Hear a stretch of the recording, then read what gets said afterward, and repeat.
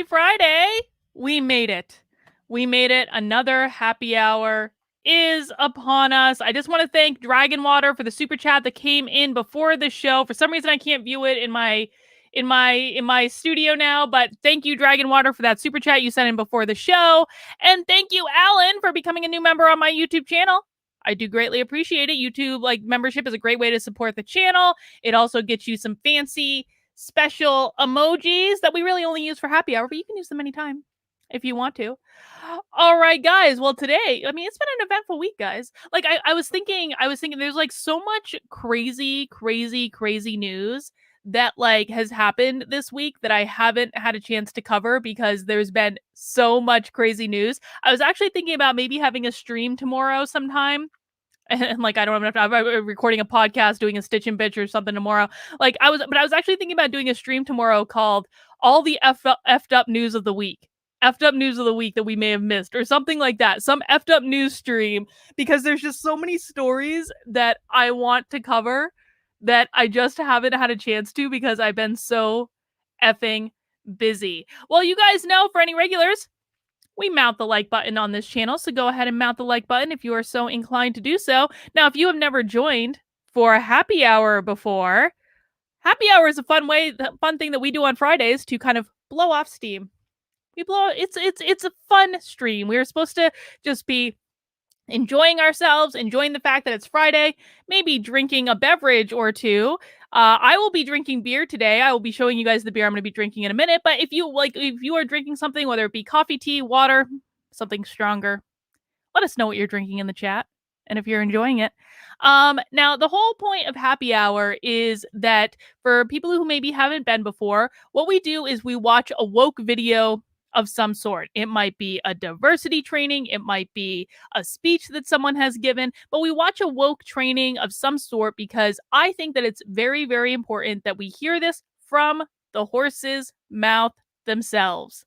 I want us to actually hear what these people are saying, because I think, especially with the way a lot of this stuff is being covered in the media right now, it's a little bit difficult because I think that people are zoning in on the most extremist parts of woke training, and God knows there's lots of goodies to zone in on, but I also think that that deludes exactly what they're doing. And so I want to just watch it.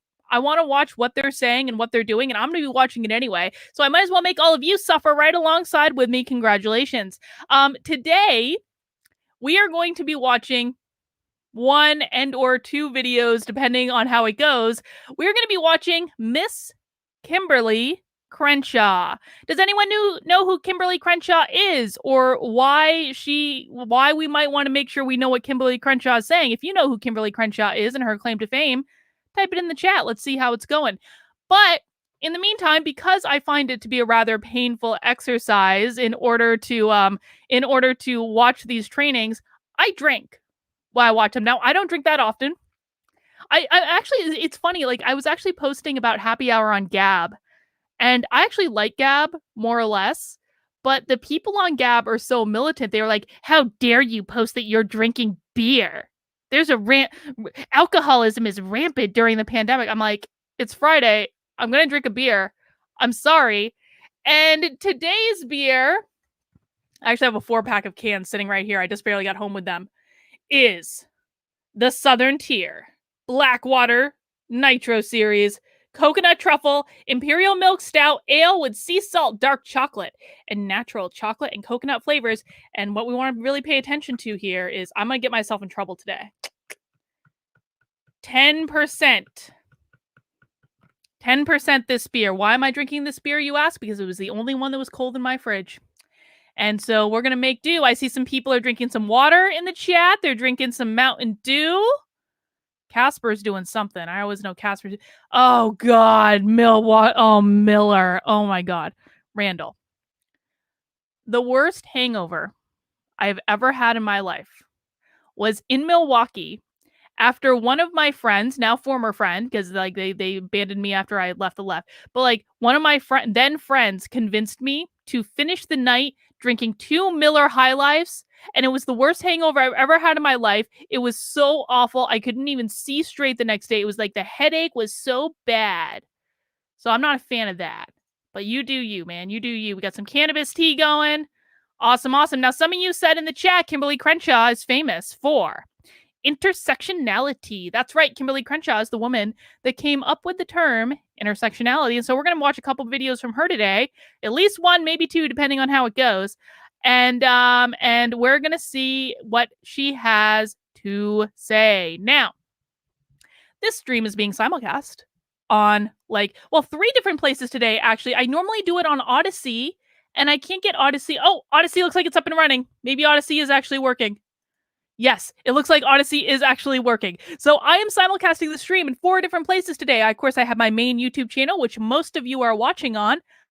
It on my second YouTube channel, which is called Actively Unwoke.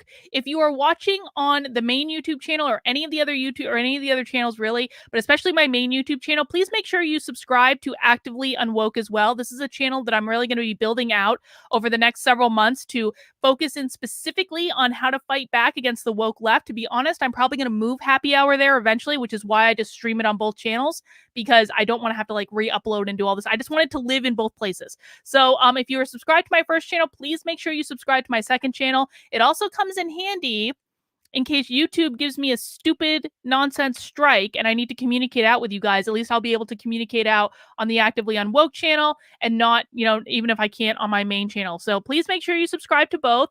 I'm also simulcasting right now on Odyssey, which is one of my favorite YouTube alternatives. I'm also on Rockfin.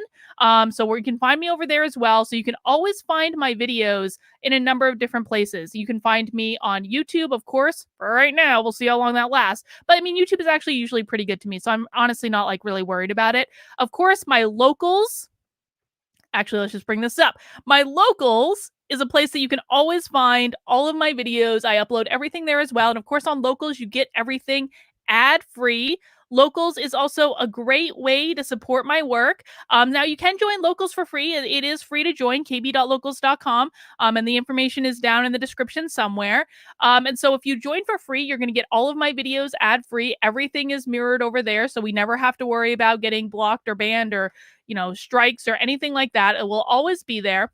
But if you want to support my work and support what I'm doing and interact with me more, and we're going to be doing lots of cool stuff in my locals, you're going to want to become a member. And you can become a member either through a monthly donation or an annual donation. It starts at $5 a month. You can go more if you want, but $5 a month is the minimum. Or if you want to go annual, it's $50 a year, which gives you 2 months for free. Again, you can give more if you want to, and of course, I always appreciate it. But the $5 a month or $50 a year is our base rate for that. And what you get when you join as a member is you're going to get to comment on all the posts. One of the great things about locals is that there are no trolls, because you have to pay to comment. And it is actually one of the key parts of keeping the community a good place to be for everyone. It keeps the trolls out. They're not going to pay the $5 a month. So that's a really good feature. You also get 2 Zoom calls a week with me. You get, we do crafting bitches, stitching bitches. We're doing a debate club. We do a book club. I just launched a Discord, or actually I shouldn't say I launched it. A couple members of my locals community took matters into their own hands and launched me a Discord because I didn't know how to do it. And so, but they gave me a tutorial this week. I'm really excited about it. We're going to be building out the Discord, but this is only for local supporters. So if you want to get in there, if you want to get into the Discord, there's already a bunch of people in there. I'm told that when I get a lot of people in there, I can build a dungeon to put people in. And that sounds pretty cool to me. So you want to make sure you join my locals, and it does support the work I do, and I greatly appreciate it. And if you are a member of my YouTube channel, I will be making the Discord available for you as well. So don't worry. If you would just prefer to be a member on YouTube, that's totally fine. I'm going to be making the Discord available to you guys as well. But right now, it's just my local supporters. But I will be posting the link to YouTube channel members as well too, so you can join in the fun. But honestly, guys, if you want to be a member of my channel, get into locals, you're going to get to interact with me a lot more. I become friends with a lot of my locals members, and it's really, really great. All right, before we get started, make sure you download your Unwoke Bingo card. Where is the Unwoke Bingo card, you ask? Well, it's going to be in the description. Generate yourself an Unwoke Bingo card. All of the bingo cards are different. They're just for you. And this is just a little game we play as we watch our videos on Happy Hour just to pass the time, to kind of keep us sharp. Make sure we're listening. And the goal, of course, is to get a bingo. You get your free square in the middle, and then we're going to go for a line. Or if you get the 4 corners, that's just as good. And if you get a bingo, just type bingo into the chat. You don't win a dang thing. But again, this is for fun. It's for bragging rights. It helps us pass the time. And then once someone gets a bingo, we go for blackout bingo after that. And no one's gotten a blackout bingo yet. People have gotten close to getting blackout bingo, but no one's done it yet. So we're still waiting for the first blackout bingo. I believe, correct me if I'm wrong, but I don't think anyone's gotten a blackout bingo yet. And maybe someday I'll come up with a surprise or something.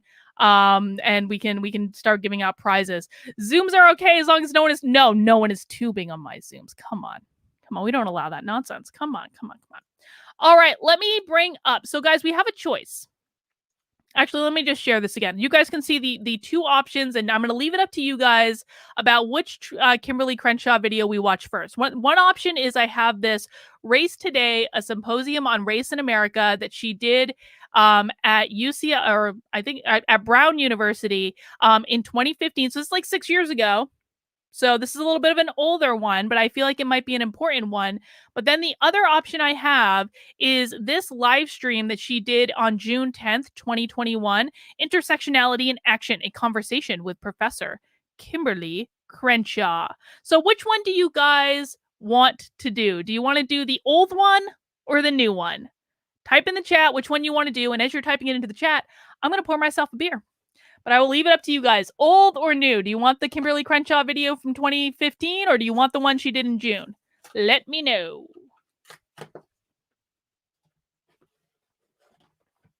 This little beer right here, 10%. 10%. Okay, I see new, old, new. Both. I mean, we might do both. I mean, we're going to see how it goes, but we might do both on the stream. Don't worry about that. New.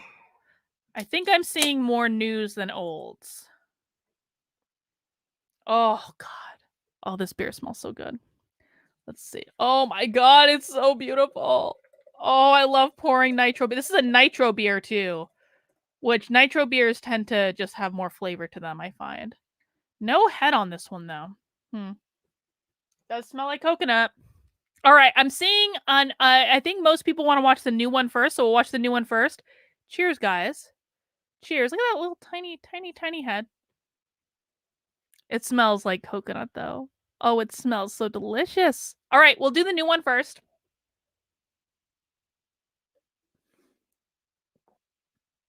Oh my God, guys. Oh, it's so good. Someday I'm just going to do a beer tasting stream. I am. I love beer. I genuinely love it. It's not even about getting drunk because I don't drink that much. I just genuinely love like a really good beer. Oh my God. Oh. I didn't even know Southern Tier made these. If you have never had Southern Tier is one of my absolute favorite breweries. They just came out with their Pumpkin, which Pumpkin is the best pumpkin beer ever. It tastes just like pumpkin pie. It's so good. All right, let me set this up and we can get this stream started. So I have to set it up in a certain way. Beer is not gross. You just haven't found a beer that you like yet. It's okay. It happens. All right, let me see. Chrome, share audio, intersectionality in action. All right, gonna get my speaker set up.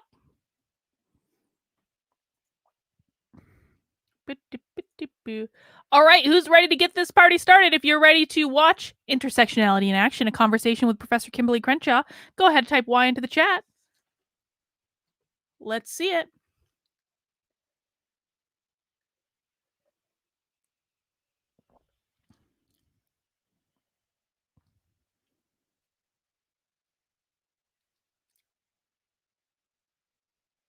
Why? All right, guys, let me know if you can hear the sound. And this one's only 50 minutes. It's only 50 minutes. That's why I say we might have time to watch more than one. All right, guys, let's get this party started. A conversation with the incredible Professor Kimberle Crenshaw. So get comfortable, grab something to take notes. You can also feel free to live tweet at Ed Equity Talks, and we are going to drop Equity that link Talks in the chat. All right. Share all the gems, share all the notes, and connect with each other. The conversation is being recorded and will be made available when it's ready We've prepared some questions to get us going, but also we invite you to submit questions through the Q&A function. We'll do our best to get to as many of them as possible in the short amount of time that we have. And thank you, thank you, thank you. So without further delay, I'm going to welcome Professor Crenshaw. Thank you so much for saying yes to this conversation. The times we are in are so critical. And I was reflecting a couple of nights ago, when we landed on a date to do this, we didn't know that it would be so timely. So before we dive into questions and topics, I want to give you an opportunity to introduce yourself to the good people who are gathered here today. I think I found out that you are an Ohio native. Whoa, charmed! Holy crap!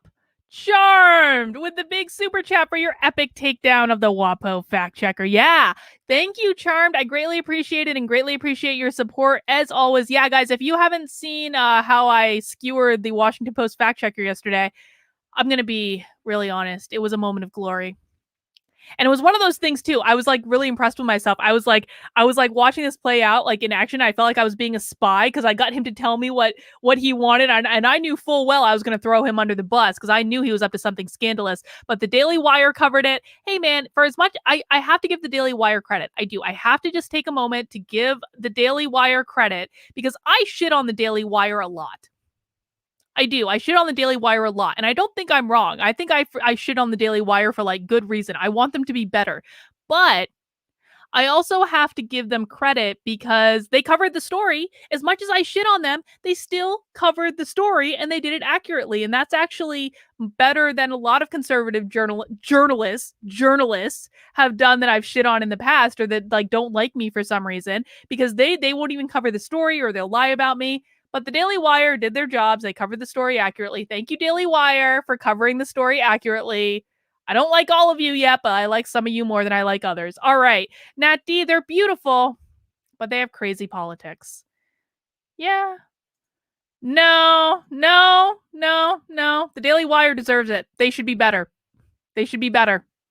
When they stop being corporate shills, I will stop shitting on the Daily Wire. This is my deal to you guys. When the Daily Wire stops being blatant grifters and shills, I will stop shitting on the Daily Wire. When they start actually being productive and contributing to the fight that we have, then I will stop shitting on them. But as long as they are distracting from the fight that we have and making my life more difficult, I will continue to shit on them. But they did something right today. So we have to acknowledge when someone does something right, just as much as we shit on them when they do something wrong. All right, let's keep going. You are a legal scholar, you are a teacher, you are a professor, you spend a lot of time at Columbia University and at UCLA. You're also the co-founder of the African American Policy Forum, this awesome think tank that brings together academics, activists, and policymakers to promote efforts to dismantle structural inequality. So that's just a little bit about what we know and what we can find out. But what do you want to tell the good people gathered here about who you are? Maybe something they might not be able to find out through a Google search. Oh, that's a great place to start. Well, first of all, thank you so much for this invitation. And I am particularly excited to be having a conversation. It allows us to be more organic and present in the moment, which has its benefits as well as some of its challenges, particularly in this moment. What might people not know about me? Because you did mention Ohio. I am a person who loves gadgets. So this moment of doing all this work virtually has been fun for me because I can figure out new ways to use all of the technology that has helped us maintain the work through broadening our audiences. So our Truth Be Told campaign, our Intersectionality Matters podcast, our Under the Black Light series, that has been made possible by the new gadgetry around using the internet. So I'm Gadgetry. really excited about that. I guess the other thing is I really am a good eater, my friends tell me. So I love putting together amazing. Yeah, so a lot of people have been saying that I should interview her, and I've seen her on other places, and I think that she's fabulous. And I'm just starting to put together. So, guys, for those of you who don't know, I basically spent the last 2.5 months like killing myself writing a book. And so I really wasn't doing a lot of interviews or guests or any of that because I was so focused on writing the book. The book is about fighting back against critical race theory and the woke and all that stuff. It's going to be coming out next year. I'm going to tell you guys more about it when I have that info. But I wasn't scheduling guests or anything, but I'm just starting to schedule guests again. So we'll see. Maybe I'll reach out and we can have a chat. And if there's anyone else you guys want me to talk to, and really, I'm much more interested, to be honest, in talking to like normal people that aren't like, media people. So if there's anyone else you guys want me to chat with, let me know. Yeah, the finger snaps, the finger snaps. Going places, Okay. traveling around the world. If I leave a country and I haven't gotten a spice or a tea that is really that country's sort of signature thing, I feel like a failure. So those are two things you might not know about me. That's awesome. Okay, I'm gonna let you know next time I travel to where you are, Professor. Okay. I might join you there and just invite myself over. Don't have to invite yourself, just drop the note. Okay, so side note, apparently, okay, not that I'm telling anyone to leave this stream because this stream is important, but I know after this stream is done, I'm going to be tuning into Slightly Offensives. Apparently they figured out. So if you guys didn't catch Elijah Schaefer's show the other day when apparently someone prank phone called him saying they were from American Airlines and that he was banned from flying with them for 3 years. And it was it seemed super real. And then it was there were parts that were really real and there were parts that were really fake. And he couldn't figure out whether or not this was a real thing or if it was someone pranking him. But apparently they have figured it out. And they're doing an episode right now unmasking the prankster behind it. So I'm going to be tuning into that. But honestly, I was on the floor laughing hysterically at this prank phone. It was really good. So you guys, if you haven't caught up on that, I highly recommend it. Tell me when you're around. Yay, thank you. So for the audience, I think we had about 700 plus, maybe 800 people registered for this webinar. We are not going to go into all the details of what critical race theory and intersectionality are. Yes, I did see this Matt Walsh tweet, and I very nearly retweeted and was like, Matt, how's your Cameras in Classrooms initiative going? But I didn't. I refrained. For everyone who thinks I take on every fight or fight every battle, I refrained. I did not. And we are instead going to share some resources in the chat so people have time to dive into those concepts for themselves if they need to. But for the purpose of our conversation today, I want to lift up a quote taken straight from the African American Policy Forum website that I felt captures the essence of these concepts and theories really, really well. And when I was reviewing that passage, it really talked about how for so long we've had this narrowed conceptualization of racial inequality. And I'm going to read the quote so I don't like misquoting things.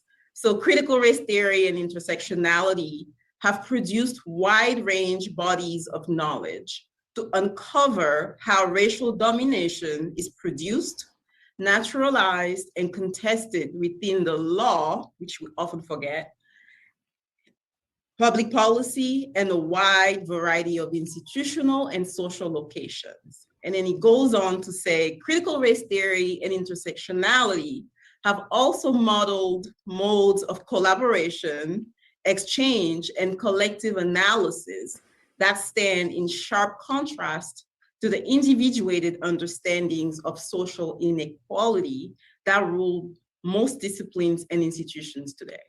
And I will argue that public education and the sector of philanthropy are two of those disciplines and institutions. I have no problem with Matt Walsh saying that kids shouldn't be in public schools. I have great problem when Matt Walsh tried to hijack and actually did hijack the cameras in classrooms thing to use for his own purpose, and then completely seemed to forget about it. When everyone thought that Matt Walsh was going to be the great and glorious leader of putting cameras in classrooms, Matt Walsh forgot about it after a week. And when he was tweeting about public schools yesterday and how awful they are, which he's correct about that, didn't mention cameras at all because he was just using it for attention. And in the meantime, skewered like shit that I was working on. So this is what happens when you trust people like Matt fucking Walsh, man. Like the skewer of fucking progress right there. That are governed by social inequality. So basically, the way I interpret that is that critical race theory and intersectionality provide us with the frameworks, the theories, it does not count with that. tools that we need to be able to reckon with race. Bodies counts when they say black or brown bodies, not bodies of knowledge. No cheating on honorary woke unwoke bingo. Racism to understand and analyze the ways in which inequality is reproduced in various forms so that we can indeed imagine and realize the dismantling of oppressive systems and structures. Mm-hmm. That's the work that it's all good, man. Strive to do at Nellie Mae, and that's the work that many of the organizations and school systems that we support purport to do. Would you like to add anything to how we should understand critical race theory and intersectionality? Yes, Kimberly, how should we understand it? Well, thank you. Thank you for lifting up that quote. I guess maybe what might be helpful, I mean, because that's sort of the conclusion of a journey, right? Mm-hmm. Of understanding the arenas in which racial power has functioned and how those arenas shape racial disparity outside of philanthropy and education. So maybe just a little bit of historicizing. I'll put my own trajectory inside of that. Kimberly's going to tell us about her lived experience is what's going to go on. She's going to talk about her lived experience. Is situated in those spaces. So I consider myself a child of the civil rights movement. I'm at the tail end of the baby boom generation. During the time in which I was actually on this planet, we moved from a society that was formally and normatively organized around the idea of white supremacy to a society that has formally repudiated the idea of white supremacy, and yet institutionally is still grappling with what that repudiation actually looks like materially inside of our institutions. So in a sense, if you think about racial. I want to give a special shout out to Kieran and Roddy, two of my locals members who are having their own happy hour in London as we speak. Yay, Kieran and Roddy. Justice as a relay race, and each generation sort of runs around the track and passes the baton on to the next. I consider myself that generation that was passed the baton of, all right, we have fought for and achieve the breaking down of the white only signs. Now you are in these institutions. Your turn is to run the race and light the way as to where and how the commitment to dismantle discrimination and segregation and white supremacy actually takes place inside the institutions. The commitment to dismantle. Dismantle is an interesting word, isn't it? Why might I be honing in on that word where she's explicitly saying to dismantle? Prejudice and white supremacy. Why would I be honing it and this is I want to make sure you guys are on your toes. Why would I specifically be honing in on her saying that you need to dismantle white supremacy? Why because that taken by itself is not a controversial thing, right? No one wants white supremacy. I don't want white supremacy. You don't want white supremacy. But what do we think she means when she says dismantle white supremacy? What do you think she means? Go ahead, chat in your answer. So we did the sit-ins outside. You guys are in there. Now what is it that you see that needs to be attended to. And that, basically comes from having seen the civil rights movement play out in front. Yeah, charmed. Yep. Oh, you guys are so good. You guys are so good. Okay. Let me see who got it first. Hang on. Dismantle equals Marxism, not explicitly for Bell, but this is where Crenshaw comes in. Yep, that's right. Because only Marxists go on and on about dismantling every goddamn thing. They want to dismantle the USA. That's correct. This is not a white supremacist culture, for crying out loud. Yeah. They're linking it to CRT and dismantling the system. That's right. Anytime you guys hear, so I almost wanted to do, so I almost was going to do a webinar today about like whiteness is property, because that's what they perceive this as. Like, whiteness is property, right? So what are they doing right now? They're going after landlords. Like, are landlords fundamentally bad people? No. But they're going to say, like, because they own property, they're the big bad white supremacists, right? And so that's what they're equating it to. Whiteness is property in their eyes. They also don't believe in individual property rights. And what they associate that with is ultimately, at the end of the day, they're going to back themselves into capitalism is white supremacy. That's what that means. So anytime you hear them think white or say white supremacy, you have to think that they're saying the system. You have to think they're saying capitalism. They basically want to dismantle the fundamental like system that we have in this country so that they can build it up in their little Marxist image. Well, she's obviously a white supremacist super patriot because Kimberle Crenshaw says so. Front of our eyes, see the how hard fought some of these door openings were. Multiracial whiteness of lawyers and educators. They're gonna say he's like ascended to whiteness, or he's trying to like align himself with whiteness or something like that. Multiracial whiteness. In particular, in opening up the pathways, and frankly, seeing in my own household, Thurgood Marshall was, the first Supreme Court justice, the man that argued Brown versus Board of Education. He was a hero in the same way Martin Luther King was. In my home, opening up education and the power of knowledge production was as important as the ability to vote.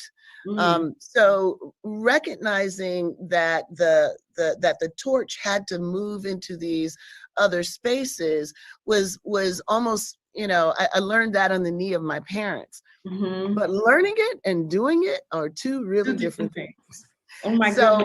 So the short thing that I'll say on that is that I think sometimes we, and by that I mean educators, aren't seen as being on the front lines in the same ways that those who are demanding the end of police brutality or the end of vote suppression are seen.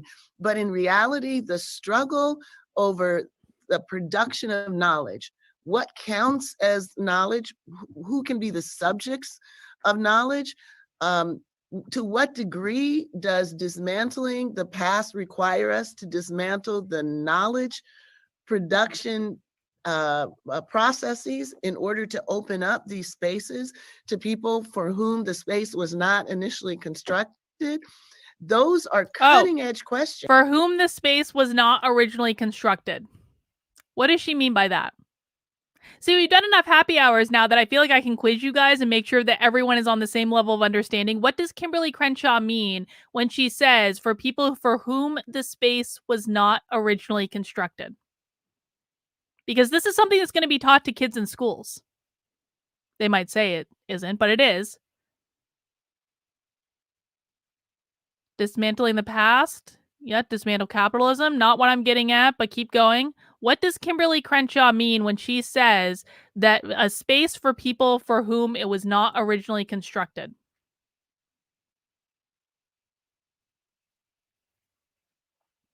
Yes, Ernie's got it. She means that the space was constructed only for white people. That's exactly right. So what critical race theorists and these types of people think is that white people only ever created stuff for the benefit of other white people. This is like the very basis of everything Robin DiAngelo has like ever said and done, is the idea that white people will only create and do things that benefit other white people. Back to the very founding of the country. And they also say that like whiteness is something that was invented in America, because when white people came over from Europe, they didn't call themselves white then. They only started calling themselves white. It's socially constructed when they came to America, because they were trying to distinguish between white and black as a way to reinforce the white power structure, and that white people have only ever constructed systems that support other white people. That is the very premise that they're going on. Of course, that's not true, but that's the premise that they're going on. Yes. Yes. And now that we're in this moment when there's so much pushback on the knowledge that did get produced. I mean, yeah, we got into these colleges and universities, but what was really important is what came out of our entry. So we got, Yeah, we got into the colleges and universities. I mean, we're going to say that they only were built to support other white people, but yeah, we got into it. Let's hear what came out of it, Kimberle. ethnic studies and Black studies. We got feminist studies. We got queer studies. We got critical race theory. This is what came out of integrating these institutions and then allowing those students and participants to say, it's not enough to let us in. Now we have to think about how to rethink what these institutions do. For so long, they've helped facilitate exclusion. They've naturalized oppression.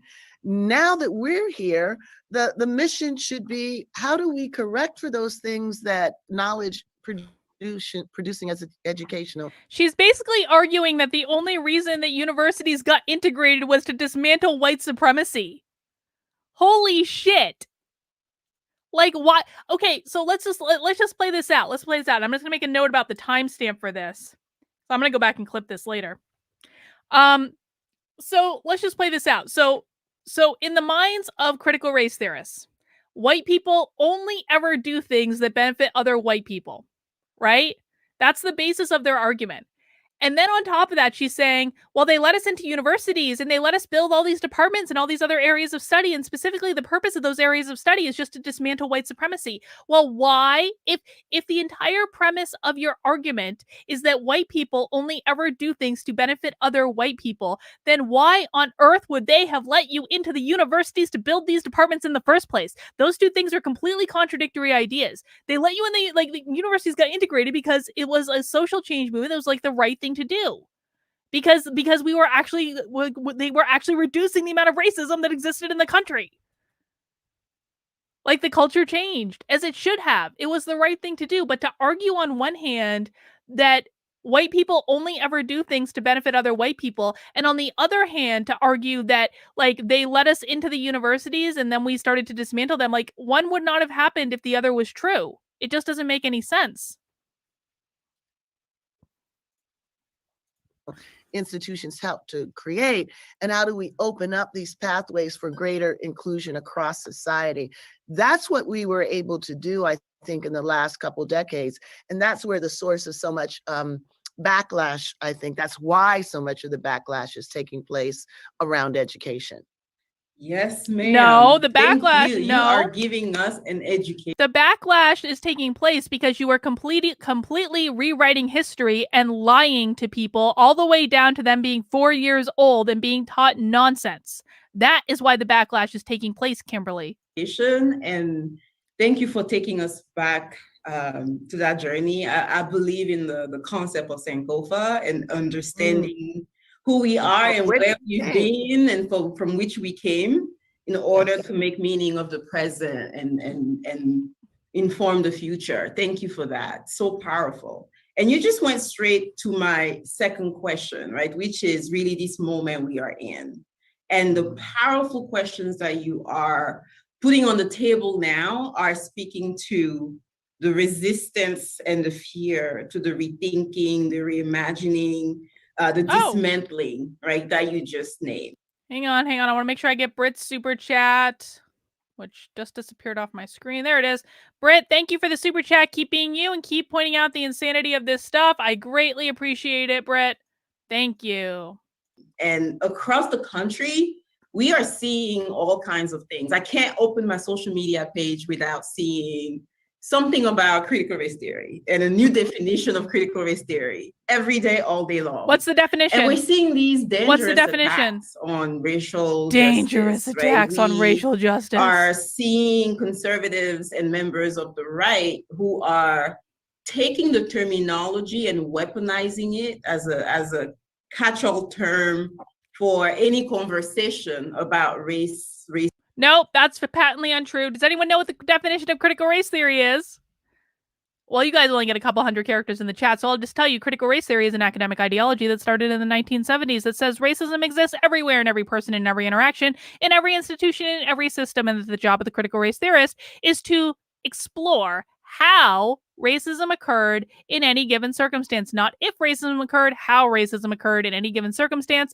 That is a shorthand version of the definition that was constructed by James Lindsay on New Discourses, and it's something that I find is actually really effective. It explores one of the key tenets of critical race theory, which is that racism is always assumed to have occurred. You will not have any interaction in which they do not assume racism has occurred, and that their job is to identify how the racism occurred, which means they're only playing into their own confirmation bias. Racism, wokeness, right? Like basically, we shouldn't teach the truth. We shouldn't teach history at all. We shouldn't teach children and young people to consume and critique information. But like you and I were talking about yesterday, this is not just a Southern or conservative phenomenon, right? Even in so-called liberal progressive New England, we are seeing bills in state legislature, New Hampshire, in New Hampshire and Rhode Island that seek to ban the teaching of structural racism. And no, it does not seek to ban the teaching of structural racism. That is a flat out lie. Both those bills, because both those bills were the same. The Rhode Island bill was based off the New Hampshire bill. The Rhode Island bill was never going to go anywhere. The New Hampshire bill got completely watered down and destroyed by my Republican governor.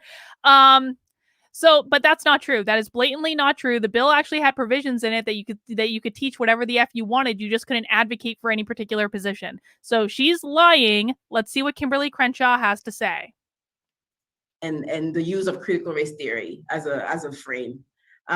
People want to know, how are you making meaning? I mean, you've given us a little bit already in your last response, but how are you making meaning of what's happening in the landscape and across the country?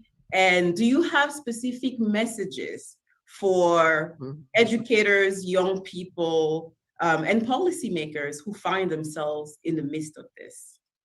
Yeah, well, thank you for that. And, you know, I want to specifically thank you for framing the question, what do we make of the attack? Because in fact, so many of the questions that we've received have in some ways participated in the attack by asking, so what is it about this critical race theory that is, you know, it has set so many people on edge, rather than what is it about the attack that has contributed to institutions that traditionally support the idea of the free expression of ideas and intellectual inquiry to at least not oppose this. And in some ways, you still have the ability to freely express ideas and to explore ideas. The problem with critical race theory, especially when it's taught in schools, is that it does not allow for dissent. So it is critical race theory itself, or the teaching of the key tenets of critical race theory in practice or praxis, whatever you want to call it. Like it is critical race theory itself that does not allow for the free exploration of ideas. Because anytime that anyone of any skin color dissents from critical race theory, what do they say? They say that is just evidence of your fragility, or that is just evidence of your multiracial whiteness, or whatever excuse they want to say. It is critical race theory itself that does not allow for dissent, for free thought, for freedom of inquiry, for free expression of ideas. That is the problem. Participate in it. And so I start there. I start with historicizing what these kind of attacks are about, why we've seen this before, and why it's such a puzzle that it's taken so long for people to actually comprehend what is really happening. So two things just for starters, let's remember that the control of the frame, the control of the ability to communicate. Well, Tony says, and this is a fair point, also CRT is unfounded pseudoscience, ideological garbage that doesn't belong in foundational education. I mean, I agree with that, but I also think that, like, listen, in like, if they want to explore this on the university level, if they want to do research into this thing, if they want to publish fake papers that can be disproven, I actually don't have a problem with that. Where I start to have a problem is when they don't allow for any dissent from their ideas.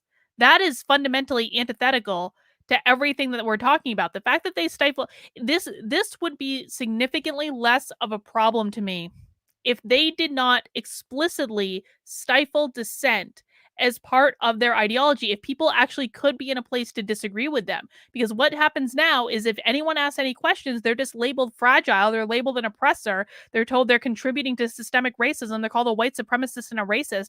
Like, it doesn't allow for any free dissent or discussion of ideas. That means they're fundamentally like building a system in which you cannot question them ever. That is the danger of this ideology, is it reinforces groupthink. Communicate. The control over knowledge about racial oppression has always been one of the go-to features of those who want to sustain and maintain an inequitable status quo. So let's just remember, for example, that abolitionist literature over a century and a half ago was in many states criminalizable. It was punishable. Let's remember that Southern states were fairly powerful in our national Congress, and they were able to mobilize federal law to make it difficult, if not impossible, to share literature that ran counter to the lies that were told about enslavement and about enslaved people. Let's also remember that the slave... It's such a mind fuck for me to watch this stuff, because it's like I can't go back and I can't go back and try to suss out every single lie I've been told throughout my entire life by the left and by the media. And it's like, when I hear stuff like this, I'm kind of like, part of it, like, she's talking about the southern states and like stifling dissent and all this stuff. And I'm like, oh, well, they shouldn't have really done that. But part of me is like, is that what really happened? Because I don't think that's what really happened. I mean, when I was doing research for my book, what I basically found out is that the Democrats started using racism as a talking point when the southern states started turning Republican. So what happened, and this started happening in like the 60s and the 70s, is that the southern states used to be Democratic strongholds. They used to vote Democratic, and then they started turning more and more and more Republican. And by the time we get into the 80s, like, the southern states are solidly Republican. Well, that all coincided with the rise of people talking about the right or the Republicans as being racist. And it was simply because the southern states were turning away from the Democrats and were turning more Republican. And so it's like, I don't know when they're weaponizing things versus when, like, they're making legitimate grievances anymore. And to be honest, like, I don't really care, because we have to deal with where we are now and how we move forward. But it is like a mind fuck for me when I watch stuff like this and I'm like, is that the truth? I don't even remember. That was what I was taught, but I don't know if that's actually the truth. So crazy. Enslaved people themselves were not permitted to even read.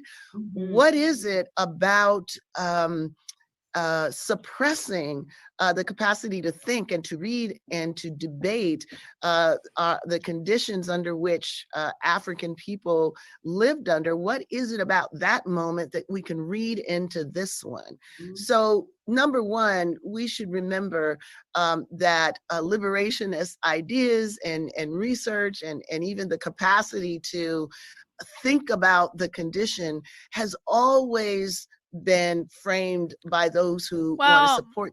I don't know, Casper. Like I said, like, honestly, like, I actually do, like, I'm sorry, like, and I've talked to conservatives about this, and they won't say it publicly, but they'll say it offline after they've had a beer or two. They say, yeah, there are people on the right that are a little bit racist, and that are using this moment to behave overtly racist. So I do not buy Dinesh D'Souza's argument that the Republicans are just completely innocent and they're just like becoming less racist. I'm sorry, I've seen it directly. Okay, so I don't buy that. But I also don't buy this argument that the Democrats are like just the paragons of virtue and justice. I mean, the truth is somewhere in the middle. The status quo as divisive, as perverse, even as un-American. So in one way, we just have to put a historical lens on to say, like Malcolm X was often known as saying, racism comes up with a new model every year. Well, the repression of discourse about freedom is packaged in a new way every year. And now the anti-racism is the package of the moment. I think we also should realize that there's specific substantive moves that have always been part of the effort to push back on those and in those moments in which anti-racism has come to the fore in our own. Yeah, absolutely, Silvery Gray. I will absolutely say that the Democrats play the race card to whip people up. I've said that repeatedly, and I that's my story, and I'm sticking to it. I think they use it to gain more power, because it's the thing that riles people up like nothing else. But that doesn't mean that there aren't people on the right who are actually racist. And I think it's the problem's getting worse, and the coverage of critical race theory is making the problem worse. And this is why I will not say, no matter if you hold a gun to my head, no matter what you do, I will never, ever, ever, ever, ever say critical race theory is anti-white, because it is a much bigger picture than that. There are anti-white components, but there are also anti-black components. There are anti-Hispanic components. There are anti-Asian components.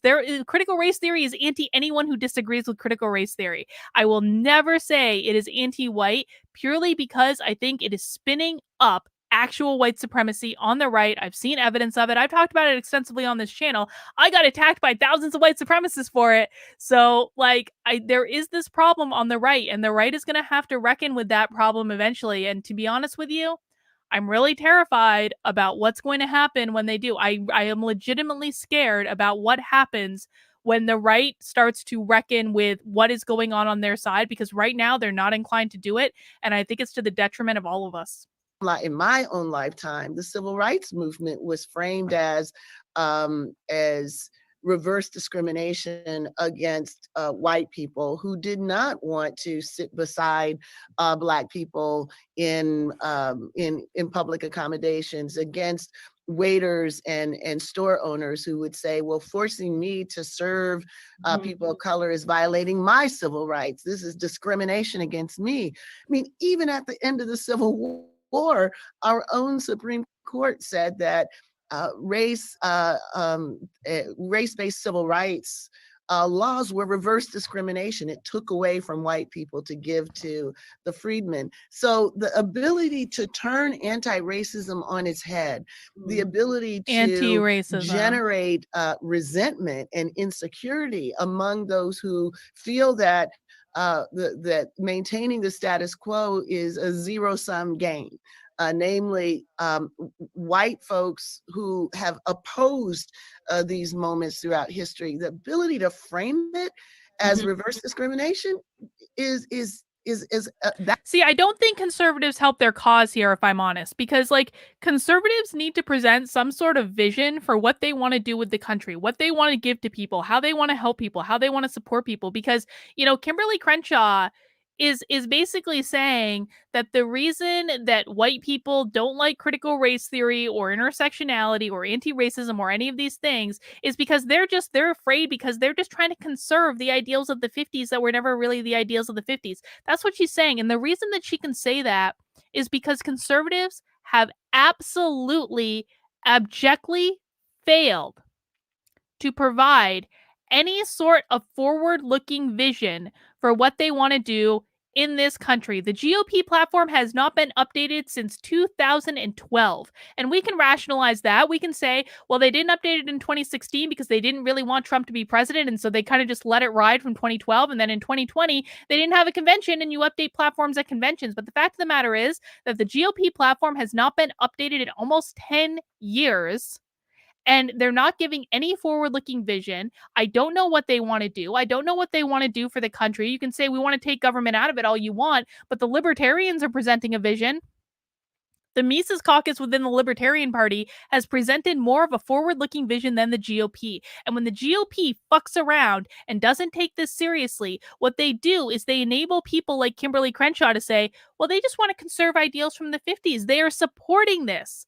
The GOP is going to get so much smarter about how they're operating. It absolutely drives me crazy. I just did this conversation last night with Truman on my channel, and we talked about some of my tactics that people might find offensive, like when I yell at people or block people or anything like that. But one of the things we talked about was this exact idea, was that we're pissed off at the GOP for not taking this seriously.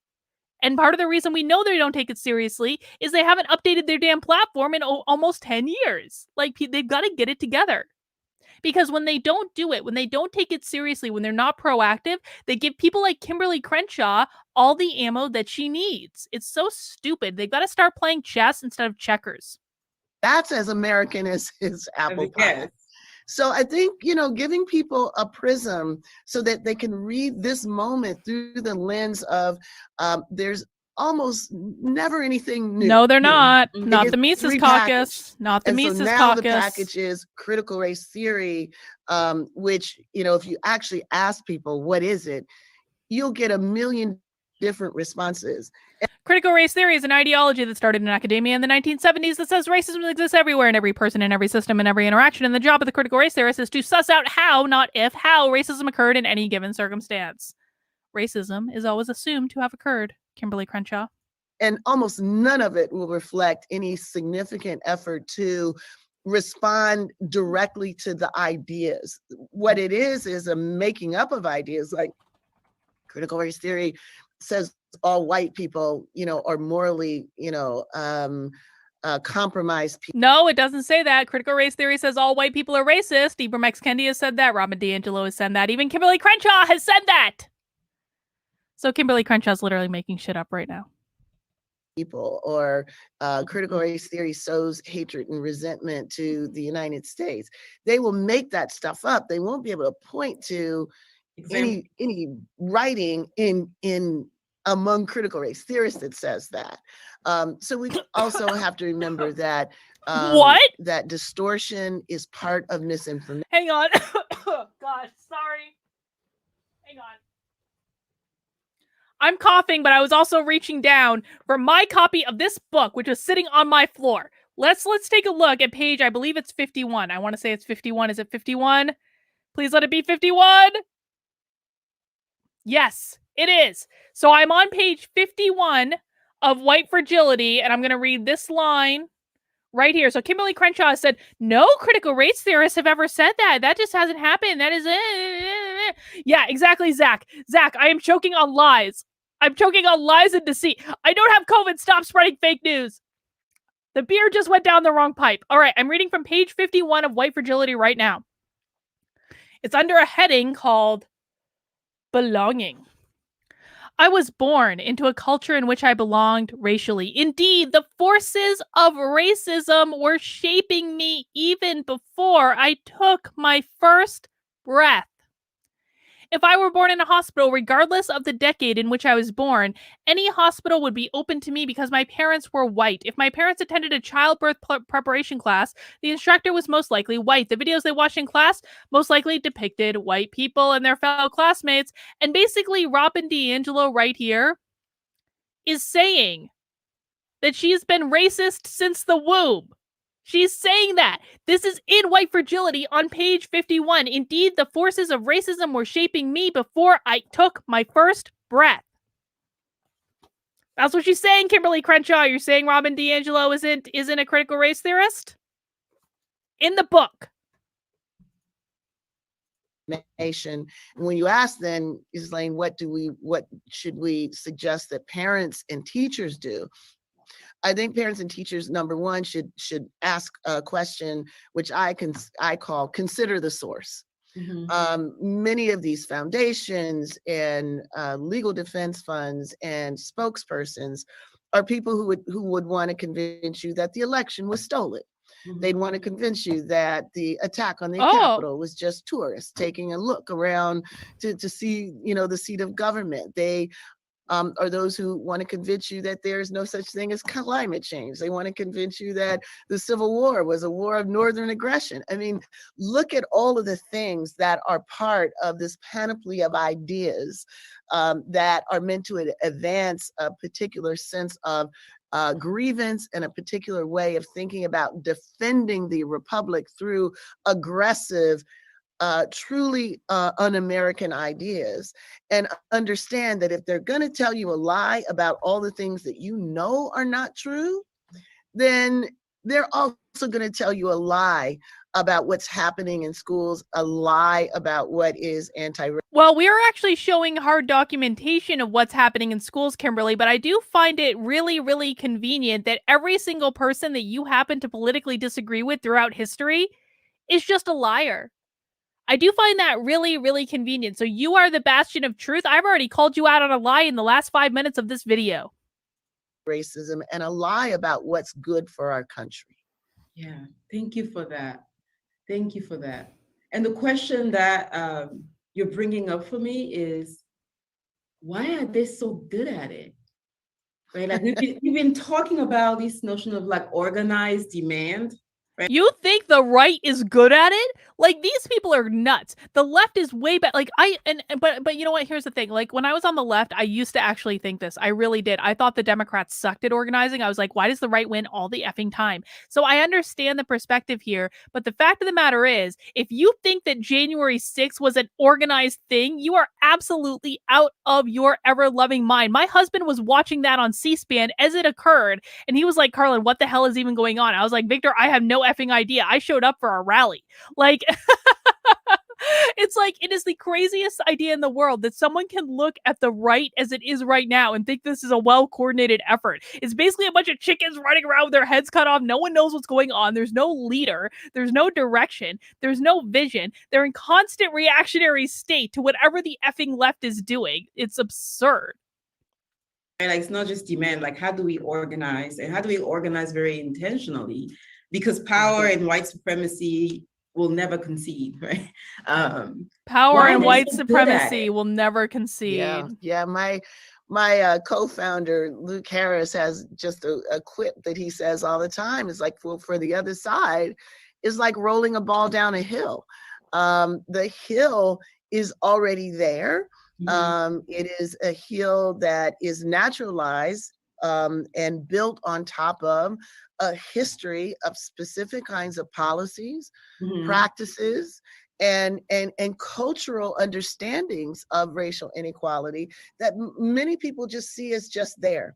And interrupting that is like going against gravity. It is, actually trying to create dams and interventions that take the built-in dimensions of power and redirect it. So civil rights legislation is always going to stand out as disruptive because we take as a given the way our institutions. Actually, I'm very much in favor of civil rights legislation. I'm very much in favor of the Civil Rights Act of 1964, 74, 64. I've had a 10% alcohol beer already, so if I forget a date, whatever. But I'm not opposed to civil rights legislation. For the record, I'm not opposed to it.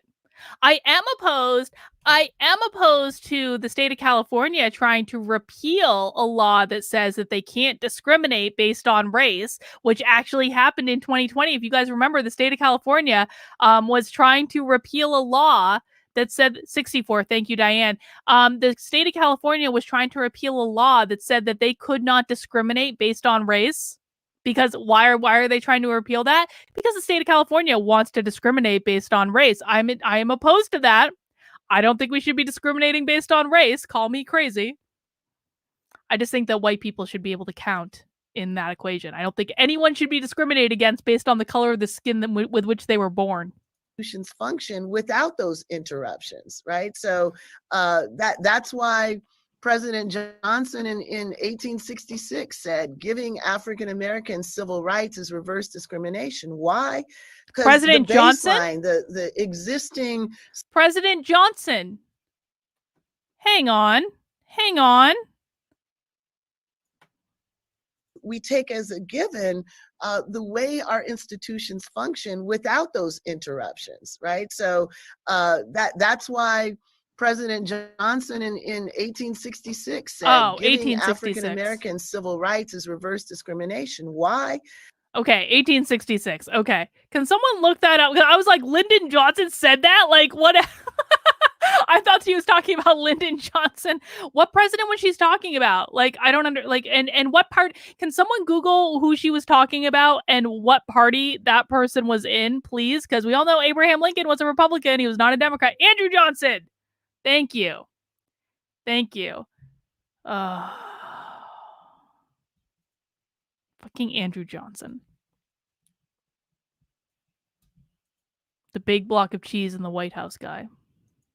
Because the baseline, the existing LBJ was such a racist. LBJ was such a racist. This is totally true. LBJ was like, he just wanted to pander to the black community to get their votes. That's it. That was the only reason that LBJ supported the Civil Rights Act, was to get the vote of black Americans. That's it. He was an incredible racist.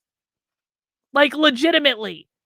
No, he wasn't like the worst of the worst or anything, but that guy was racist. I'm sorry. Like, in a real way, not in like an SJW way. What and how opportunity is distributed, that was taken as neutral, natural, and just there. Was Andrew Johnson a Democrat or a Republican? I forget. Hang on. Can someone Google if Andrew Johnson was... Yeah, he was definitely the first to be impeached, but like... Oh, Jai is sending me something. Hang on.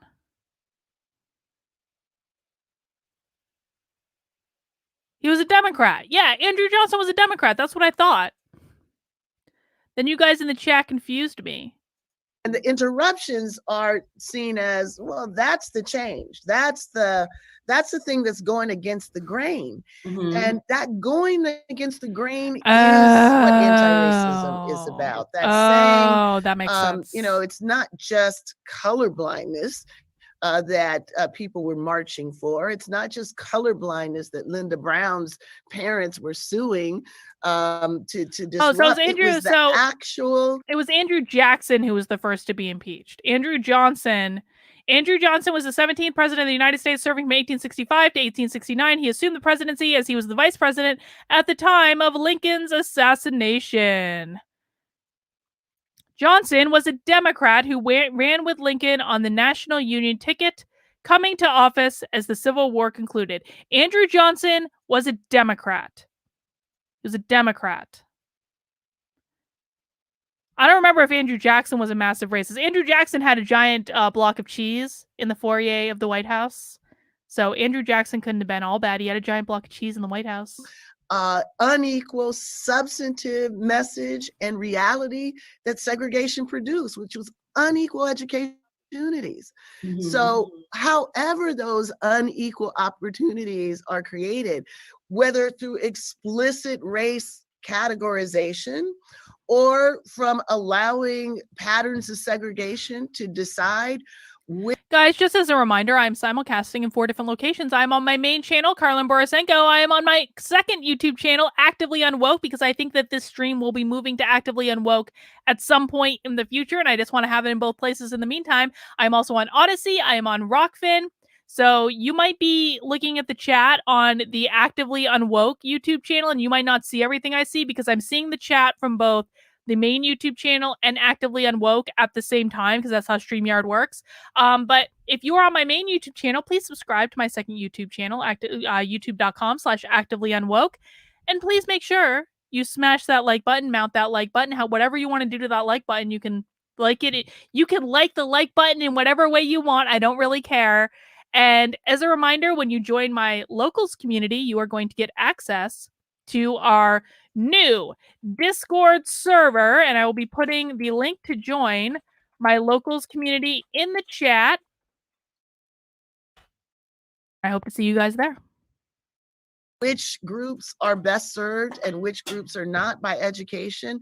Those are all problems of the history of racial segregation and white supremacy in our country. So it's harder to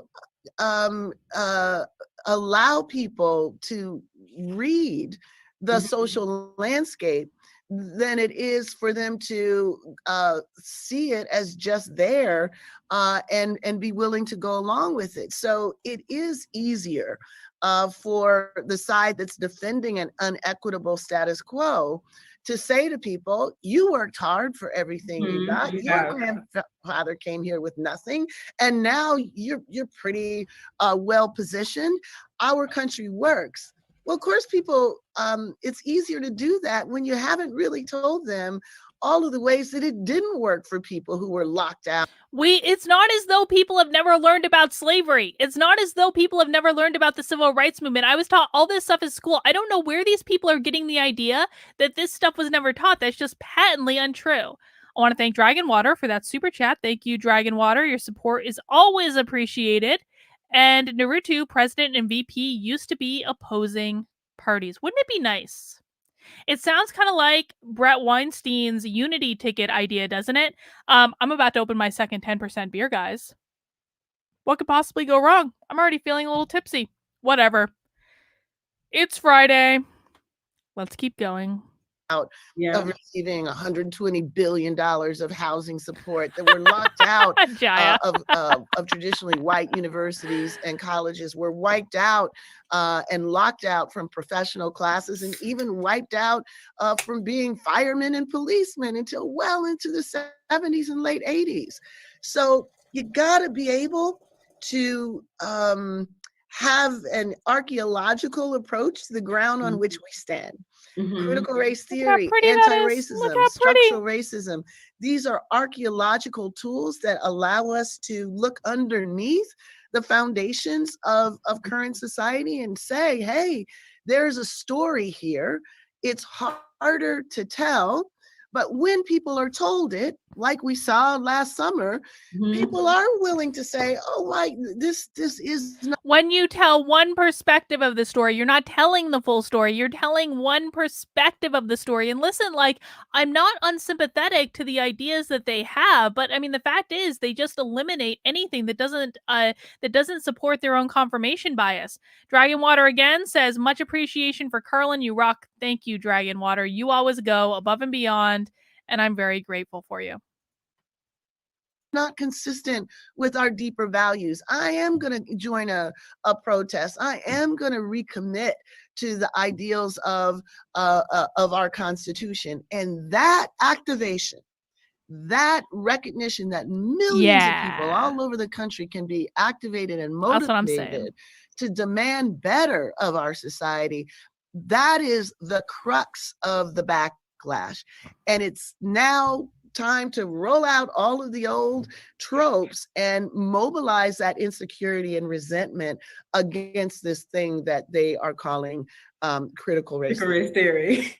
I like that. This thing that they're calling. This thing that they're calling, as though we don't know what. And this is how you know these people are not intellectually honest, because they cannot even wrap their heads around the fact that we know exactly what they're talking about. We watch their stuff all the time. They're saying, like, you just have to educate yourself and listen to Black voices. Well, we're listening to Black voices right now. We have been for the last hour and 13 minutes.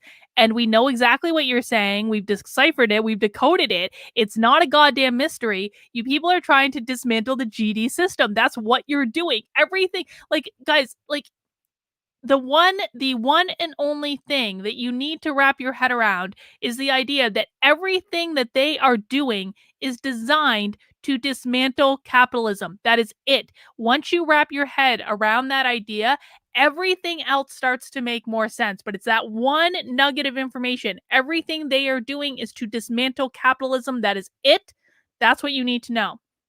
Naruto says, fun fact, LBJ in 55 led the campaign against the Republican Civil Rights Act. Of course he did, because politics. I hate politics so much. I hate politics so so much. I can't even tell you. Dragonwater said, these women are disgusting hypocrites. Maybe disgusting? Well, disgusting as well, I suppose. Critical race theory. Mhm. Okay, I have a million questions. We have Notice, some coming through. hang on. Oh, yeah, I bet they're getting lots of questions. They haven't even said anything of GD substance. Have either of them defined critical race theory? Has anyone noticed that neither of them have defined critical race theory in the course of this conversation? Literally neither of them. But they're saying we don't know how to define it. Okay. Give me an alternate definition then. Give me some alternate facts, ladies. The Q&A, I'm going to try to marry some of them. Okay.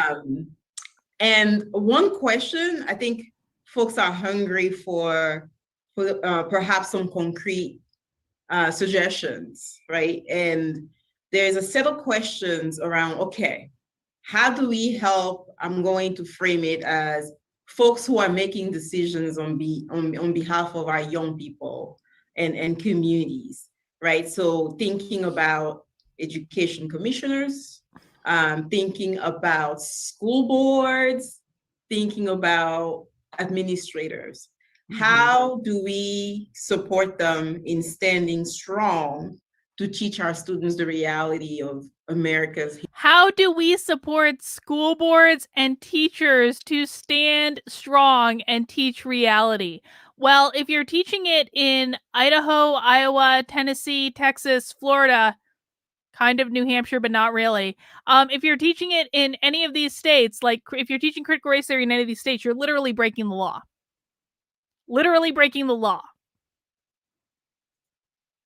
History of racial. Let's see what Kimberle has to say about supporting breaking the law. Is protest our best tool to get there? Probably. Well, let us historicize this question as well.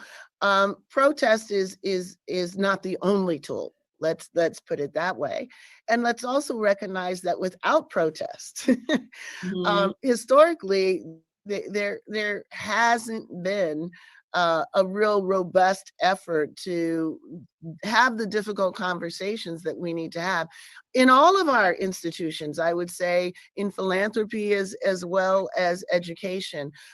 So we are fully aware that progress, transformative interventions happen when I've called it sort of frame alignment, when basically folks from the White House all the way down, to the outhouse are basically seeing a problem similarly. There's never going to be complete and total congruence. All right, Deborah Evans, I wonder what the structure of the system that they want to put in place would look like and what their roles will be within that structure. What would their places be their places of power? I think, Deborah, this is a really good question, but I think we can all assume they're not going to put themselves out of power. Of course they're not. Of course they're not. And this is also why I think it's so insane, the argument that that like white people only want to maintain power for other white people. Who came up with the idea of critical race theory? Who came up with and continues to support the idea, like this whole idea? I'm sorry, a lot of the support comes from liberal, rich, white academics. Peggy McIntosh is the woman who wrote the original essay, Unpacking the Invisible Knapsack, which invented the idea of white privilege. Peggy McIntosh is a rich white lady. Like, do you really think for any moment that rich white people are going to put themselves in positions where they are taking themselves out of power? I don't think they are, but that's just me. Dragonwater, how do we strengthen our young people to stand strong in their authenticity and personal truths against this abusive ideology? Homeschool them. Homeschool them. That is the best advice that I can give. Homeschool them, work on building up their confidence, work on building up their personal empowerment. But do not trust the schools to do this for you, because it is not going to happen in any way, shape, or form. Artis Ornis says, libertarians and moderate conservatives in general hate politics. It's why our side sucks so much in making policies and voting people in. It's dirty. I mean, listen, man, the Mises Caucus within the Libertarian Party is doing really good work. They get it more than the Republicans do. I'm sorry. That's why I joined the Mises Caucus in the first place. Guys, for anyone that's in my locals community, because I know a lot of you are, just so you know, I'm going to be rescheduling the Stitch and Bitch for tomorrow because I double booked myself by accident. I'm sorry. It was my fault. I didn't put something on my calendar. I should have put on my calendar, and I double booked myself by accident. But I will be posting. I think I'll probably just move it to later in the day tomorrow. Honestly, it was supposed to be at 2 p.m. Maybe we'll put it around 4:30 or 5, something like that. But we'll still do our Stitch and Bitch tomorrow, or Craft and Bitch, whatever craft you want to bring. If you remember my locals community, I'm just going to move it to later in the day. I'm sorry. It was totally my fault. I just didn't put something on my calendar that I should have. But if you haven't joined my locals community yet, now is the perfect time to do so. kb.locals.com/support. And basically our Craft and Bitch tomorrow is just to get together. And if you do a craft, come bring your craft to the Zoom, man, and we'll just have a chit chat and we'll hang out. That's it. But I'm going to be figuring out a new time. I did post in locals earlier. I asked people, do you just want to do it without me? Because that's obviously totally fine. You guys are perfectly capable. Or do you want me to reschedule it? And so people said, just go ahead and reschedule it. So I'm going to reschedule it. Well, no, I mean, Deborah, it's still going to happen. It's just going to be at a different time. So don't worry. I actually do the Craft and Bitches or Stitch and Bitches. We do it once a month. So that's what's going on tomorrow. And I'm just going to reschedule it. I'm sorry. This is my fault. But I'm sorry. I screwed up. I'm sorry. I can admit when I'm wrong. All right, let's keep going. Congruence, but often there is enough congruence so that pipelines of power are available to move from the experience, say, of, sitting on the back of the bus all the way up to the Supreme Court saying the imposition of this rule is itself a violation of the Equal Protection Clause. So when I think about what is it that we need on the side of greater capacity to read the conditions of inequality in ways that open up tools to address it, when I ask myself that, I think what we really need is to engage in that's why we do it together, Rebecca. Allow us to see. That's why we do it together. Where the problems still exist, that allow us to go beyond the tropes of, well, I don't think of you as of color, or beyond the tropes of colorblindness, to see what colorblindness is actually cloaking, to ask the questions about where is racial disempowerment. I hate the term colorblindness. I really do. This is like where we need to be smarter about fighting these people, because I hate the term colorblindness. Like, I can look at both these women and know they're black. I am not colorblind. I can look at both these women and know that they are black. Right? That's usually how colorblindness is used, to say, like, I don't see race. Well, I'm sorry, you do. Stop saying you don't see race. Like, you do see race. We know both these women are black. Okay? What people really mean is more like color indifference. And that's the terminology that I'm going to start using, is color indifference, where I can see what race you are. I'm just not going to treat you differently based on the color of your skin. I don't believe it's appropriate. And so we've got to stop using the word colorblindness. We've got to stop saying, I don't see race, because you do, and you're lying if you say you don't. So because color apathy is another one. Like, I like color indifference because I don't want to say that, like, I don't care about, like, your experience. I'm indifferent to the race that you are in terms of how I'm treating you. But people have got to be smarter about this. And this is another area where the right's like, no, I'm colorblind. I don't see race. Well, stop saying that just to be obstinate, because you are literally playing right into their hands. Like right here, I'm sorry, commonly gave you, I'm going to use you as an example. Boo, you're giving into their bullshit. Blue, I'm pro colorblindness. Well, you're playing right into their hands. Congratulations. You're allowing them to win. When you dig your heels in, instead of being smart and just changing the terminology, just change your language, man. Change your language. Make it something different. They do this shit all the time. Stop playing into their hands out of stubbornness. Stop it. You are letting them win. You are giving them a tool to work with. Stop giving them things that they can use against you. It's like you're just handing them a win. You're like, here, you want this easy win over me? Here, take it, because I'm just doing it to be a stubborn little asshole. Like, here, take it. Like, it's just so stupid. I'm sorry. You've got to start changing your language so that you act smarter than they are. And if you're going to be obstinate and not do it out of just principle, I guess, I mean, you're winning nothing and you're actually making it harder for the rest of us. Just change your language. Playing a role here in ways that amplify what it used to do, but just without the pronouncement anymore. What can we do to be more present? And no, I'm sorry. I don't care. I don't care. Don't care. Don't care. The right needs to start playing smarter. This is why I don't actually think that the right is serious about defeating this, because you like this is like every day. And I'm sorry if I get a little frustrated about this, but every single time you do this crap just to dig your heels in, you are literally handing the left wins, and there is nothing that I can do to fix it until you start changing your behavior. Until you start behaving smarter. Until you start playing chess instead of checkers. Because right now, a lot of people fighting this are playing checkers. You are playing the easier game where the left is playing chess. You have got to start being smarter. And if you care about winning, rather than just owning the libs, if you care about winning, then you will do what is required, regardless of whether or not you agree with it. This is not about your comfort. This is about doing what is required in order to win the GD war. Do the work. Do the work. But no, seriously, you've got to start changing your behavior and doing what's required. For real.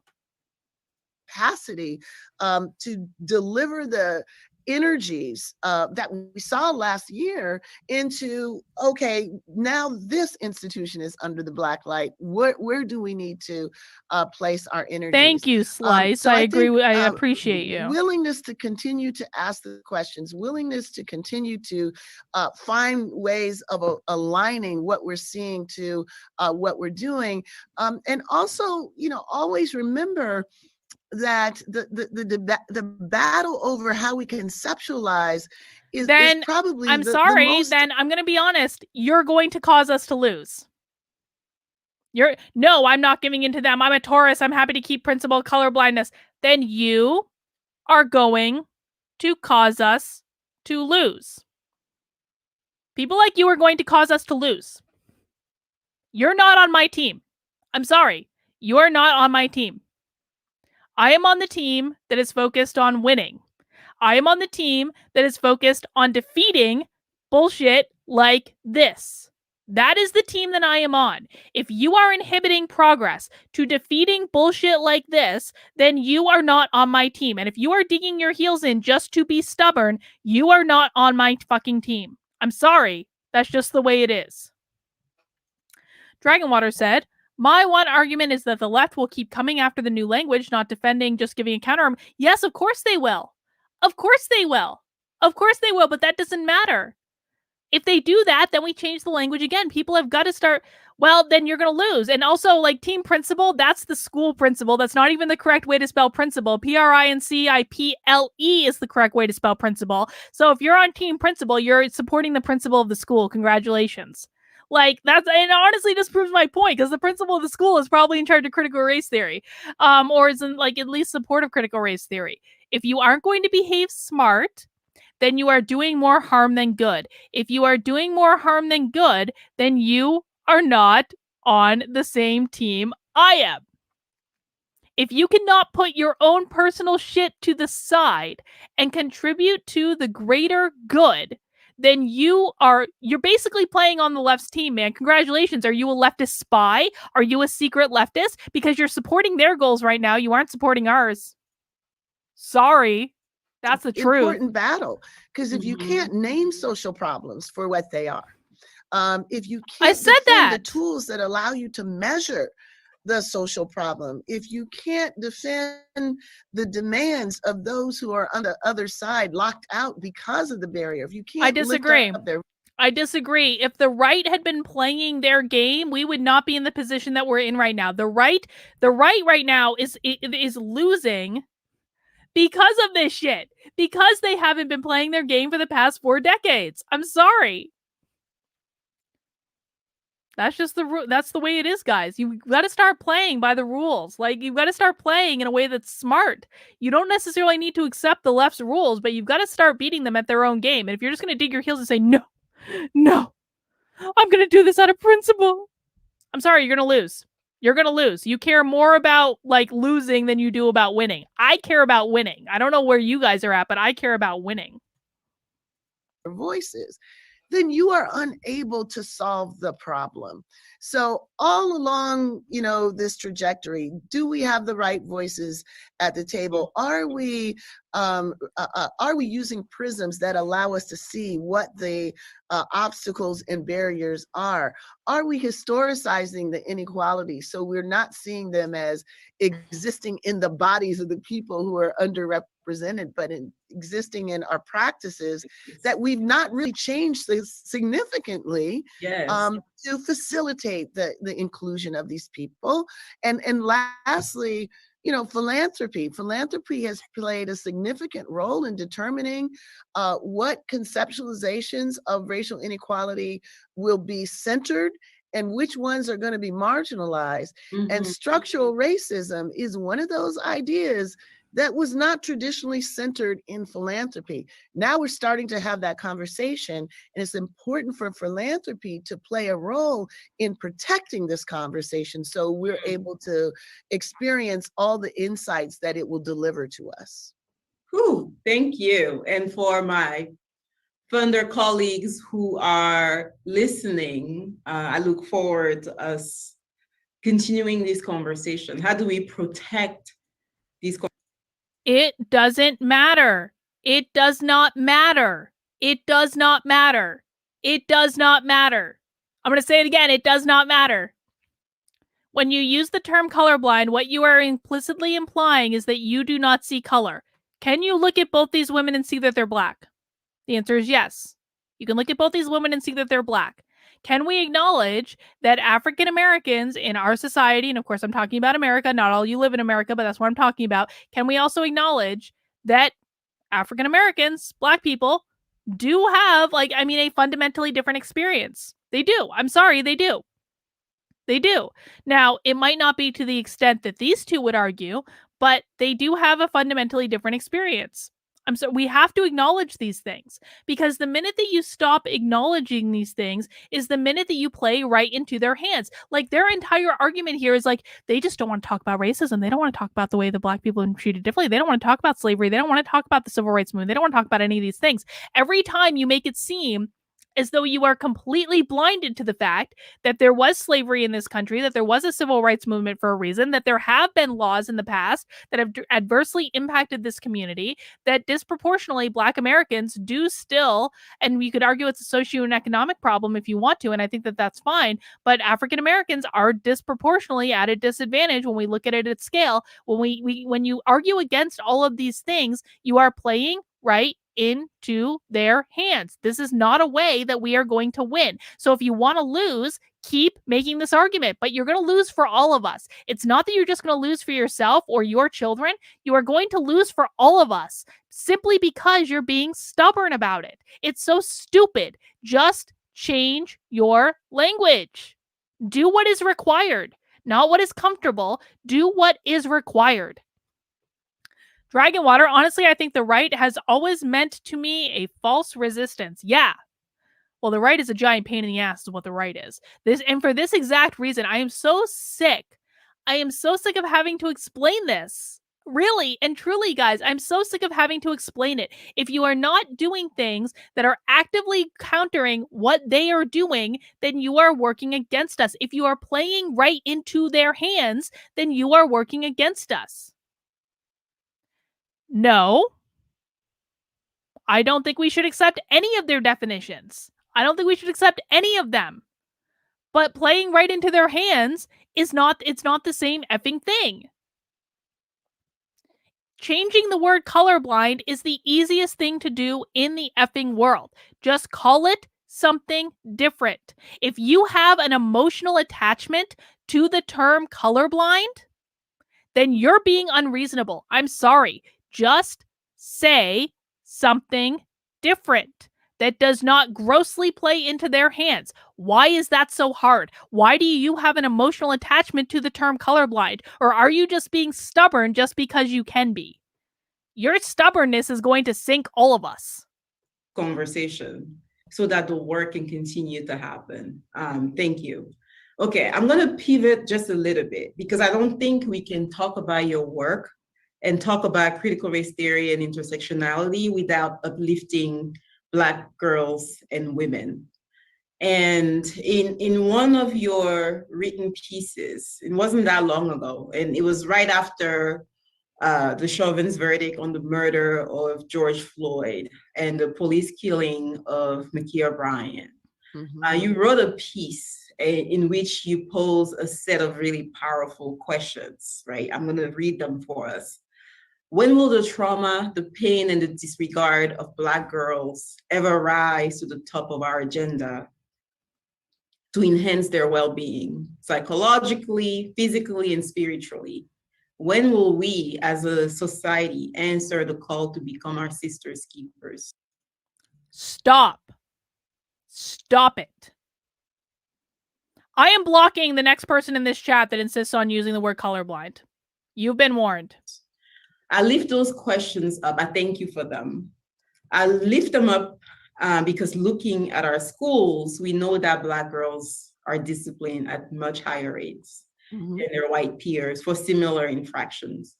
And we know you and colleagues at AAPF are doing some incredible work on behalf of our people. Can you tell us just a little bit about your work with AAPF's Black Girls Matter initiative? Yes, thank you so much for asking that. You know, this work with Black girls is really I think the trajectory of it tells us a lot about actually the role of foundations in setting agendas and excluding certain dimensions of racial inequity from the framing of the problem in the first place. Some of this work started over a decade ago with Latifah Simon and Priscilla Ochen, who at the time were at the Lawyers Committee for Civil Rights, and we were all talking about. Jared, happy hour. What is the progress of your book? I just sent the book off to the publisher last week. It was great to have a week where I didn't have to write the book. I have not heard back from the publisher yet, but they're working on whatever the publisher is doing. That's not like uncommon. So I'll update you guys with more information on the book when I have it. I did just block Christopher. I gave you a 5-minute timeout because I told you not to use the word colorblind or argue for the term colorblind, and you continue to argue for the term colorblind. So Christopher's in a 5-minute timeout right now. He's not blocked entirely. He's got 5 minutes to think about, like, not saying the thing that I told you not to say. This is an ongoing rule, guys. Like, you guys get pissed at me because I block people. I will tell you, I will block you if you do XYZ. And then if you do XYZ, it's really on you at that point. You're an adult. You have to behave like an adult. Dragon Water says, I find it really funny. These people claim white people only care about white people. These women and most of their fellow activists only care about those who are exactly like them. Yeah, I mean, generally speaking, I think that that's true, Dragon Water. Color indifferent is the term that I would use. Color indifferent. That's the term that I'm using. It's not that I can't see color. It's not that I'm not aware of color, but I will not treat you differently because of the color of your skin. I won't do it. That's the argument we should be having. Anytime we use the word colorblind, what we're talking about is like what people can very easily suss out is you're saying you don't see color. Well, of course you do. And I hate it even more when conservatives say, I don't see color. It's not true. You can look at these two women and know they're Black. Sorry. Let's see. Sorry, just reading the chat, guys.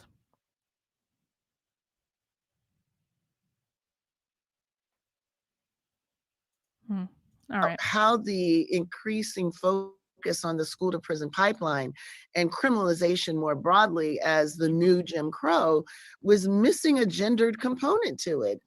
People were talking about it as though this criminalization, this school to prison pipeline was exclusively a boy problem. And because it was framed as a boy problem, the efforts to collect information about it, to develop policy interventions based on it, to give people information to have the talk with their daughters, all of that stuff was unavailable. It was such a there was such a silencing about it that when we started bringing people together to talk about girls and women. Peter, you can post whatever you want in locals, but just be aware, I'm not going to support any use of the term colorblind. I'm not going to do it. You can talk about it all you want, but I think you are fighting a very, very, very losing battle. I think you are behaving as more of a problem rather than part of the solution, and I think you're perfectly capable of changing your language. I think you're perfectly capable of it. And if you're not willing to do what is required in order to win the war, then I have to question if you and I are on the same team. I do. Sorry. Dragon Water using colorblind like this is only going to get medically colorblind people attacked by these people. I mean, I don't know that that's true. No, that's not true though. That's not true. They attack the right for using the term colorblind all the fucking time. They do it all the time, and the right walks right into it as though they don't know it's coming. We see this stuff every single week in happy hour. I don't even know why this is a question. If the easiest thing to do in the world is just to change the language that you are using when the term doesn't even make sense anyway in the way that you're arguing it, then change your fucking language. Like, I don't know why this is so hard. Just change your language. Why are you so emotionally attached to this term? Facts don't care about your feelings. You're going to have a lot more success if you just suck it up, behave like an adult, and change your fucking language. If you are so emotionally attached to one specific term, you need to question why. You need to ask yourself why, because it is not the term that you're attached to. It is simply a matter of control, and you're being spiteful, and you're digging in your heels like a petulant child. That is the only reason to use the term colorblind. That's it. That is it. There is literally no win in this fucking conversation. There's no win in the conversation. There is no benefit to using the term colorblind. And this is the easiest win in the world. And if I have to yell and scream and swear to get people to like take the, it's like, here guys, here is the easiest win that we have in the world, that I'm handing you this win. I'm giving it to you on a silver fucking platter. No, I'm not getting distracted, Zach. Like, here is the win. I'm giving it to you on a silver platter. And you're like, nope, sorry, don't want it. Well, how serious are you about fighting this fight then? The easiest goddamn thing in the world. The easiest thing in the world. This is why you guys drive me goddamn insane sometimes. It's like, if you aren't going to do the easy things, then why would I ever assume you're doing the hard things? From Holland, my family's died by bombs in the Iraq War under Biden-Obama administration. 500,000 children died in war. Justice never happened for me. It's sad how evil the USA media is. Do your research. Thank you for that.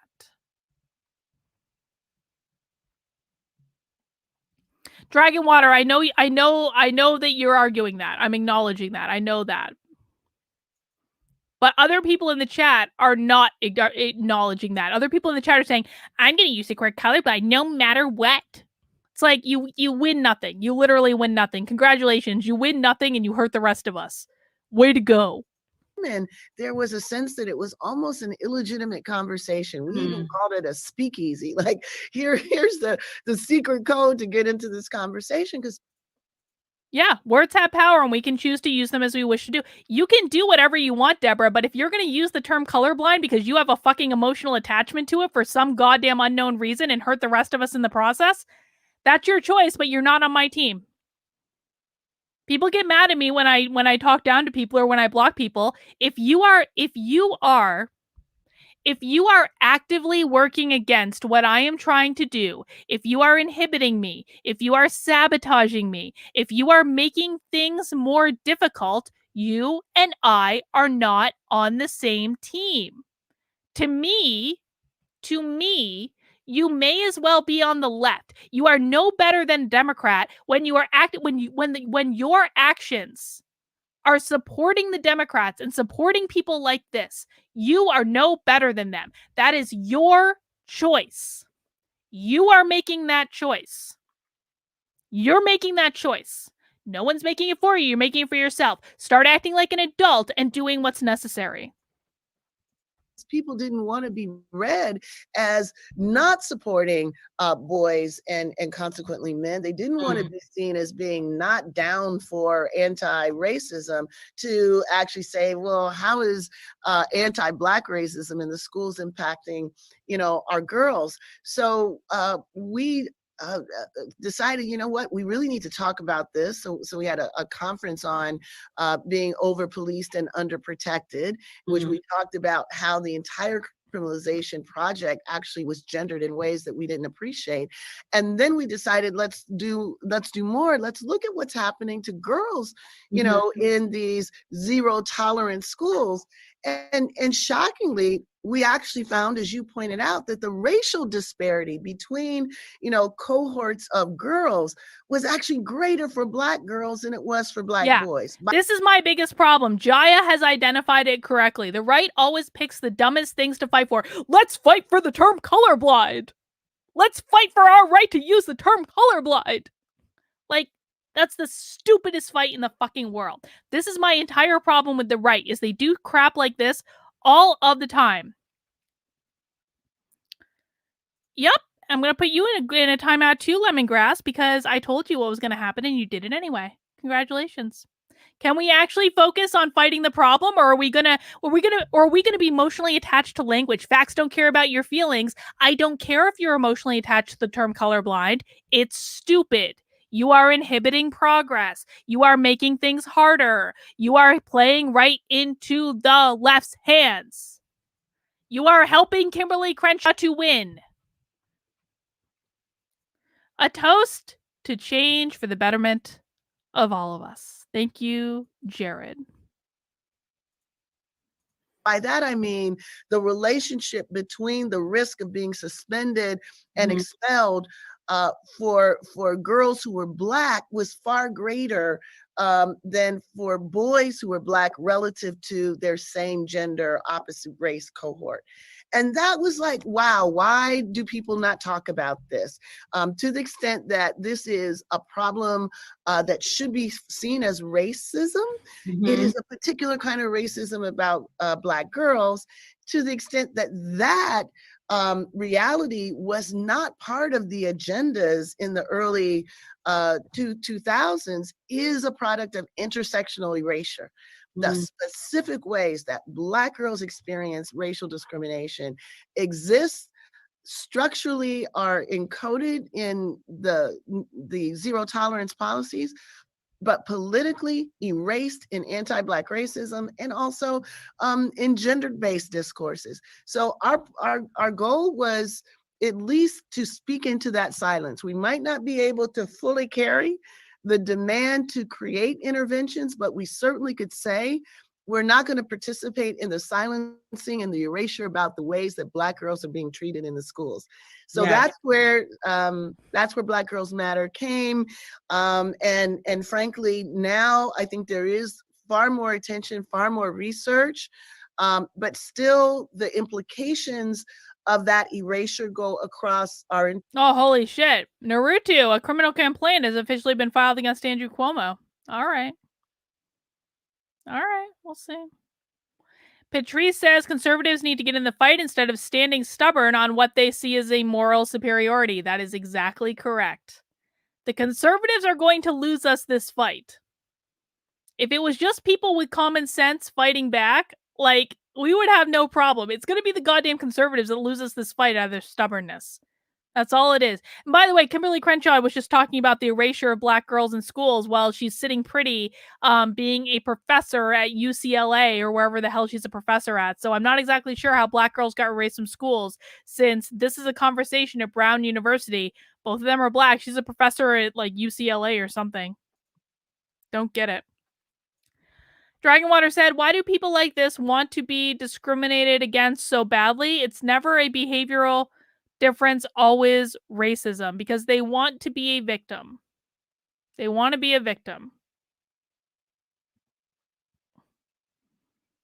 Shade says, I'm black. Color is literally the first thing you would see. If you see me, there is nothing wrong with seeing that. Any negative values that you input into the equation would be your... Yeah, I completely agree with this. This is another reason I am completely opposed with using the term colorblind. There is nothing wrong with seeing that these women are black.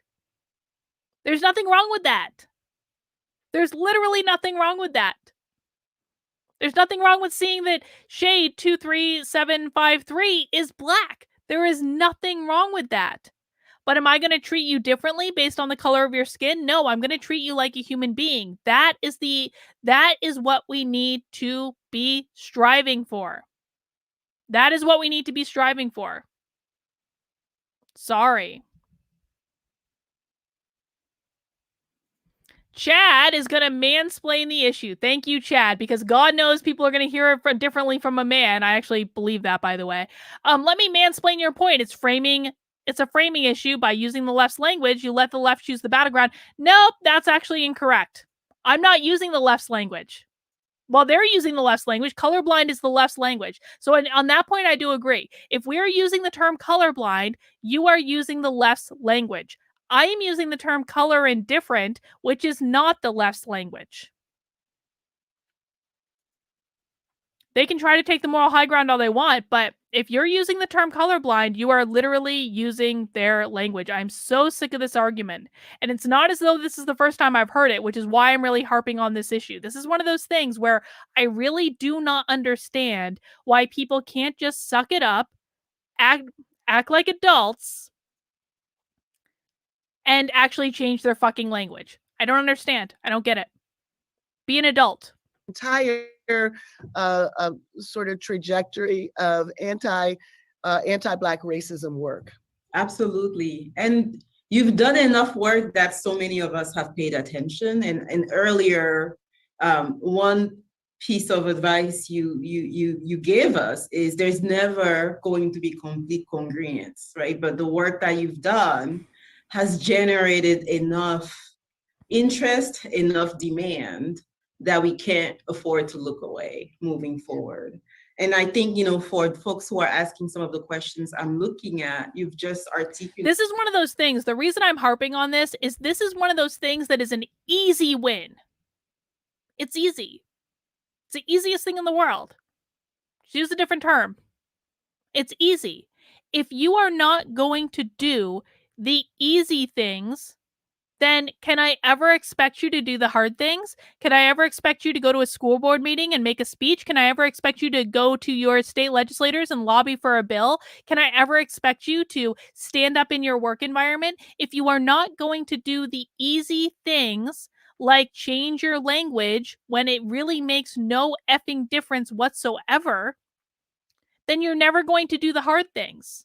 That is the problem, guys. If you are unwilling to do the easy things, you will never be willing to do the hard things. And if you are unwilling to do the hard things, then we are fucked. We are fucked.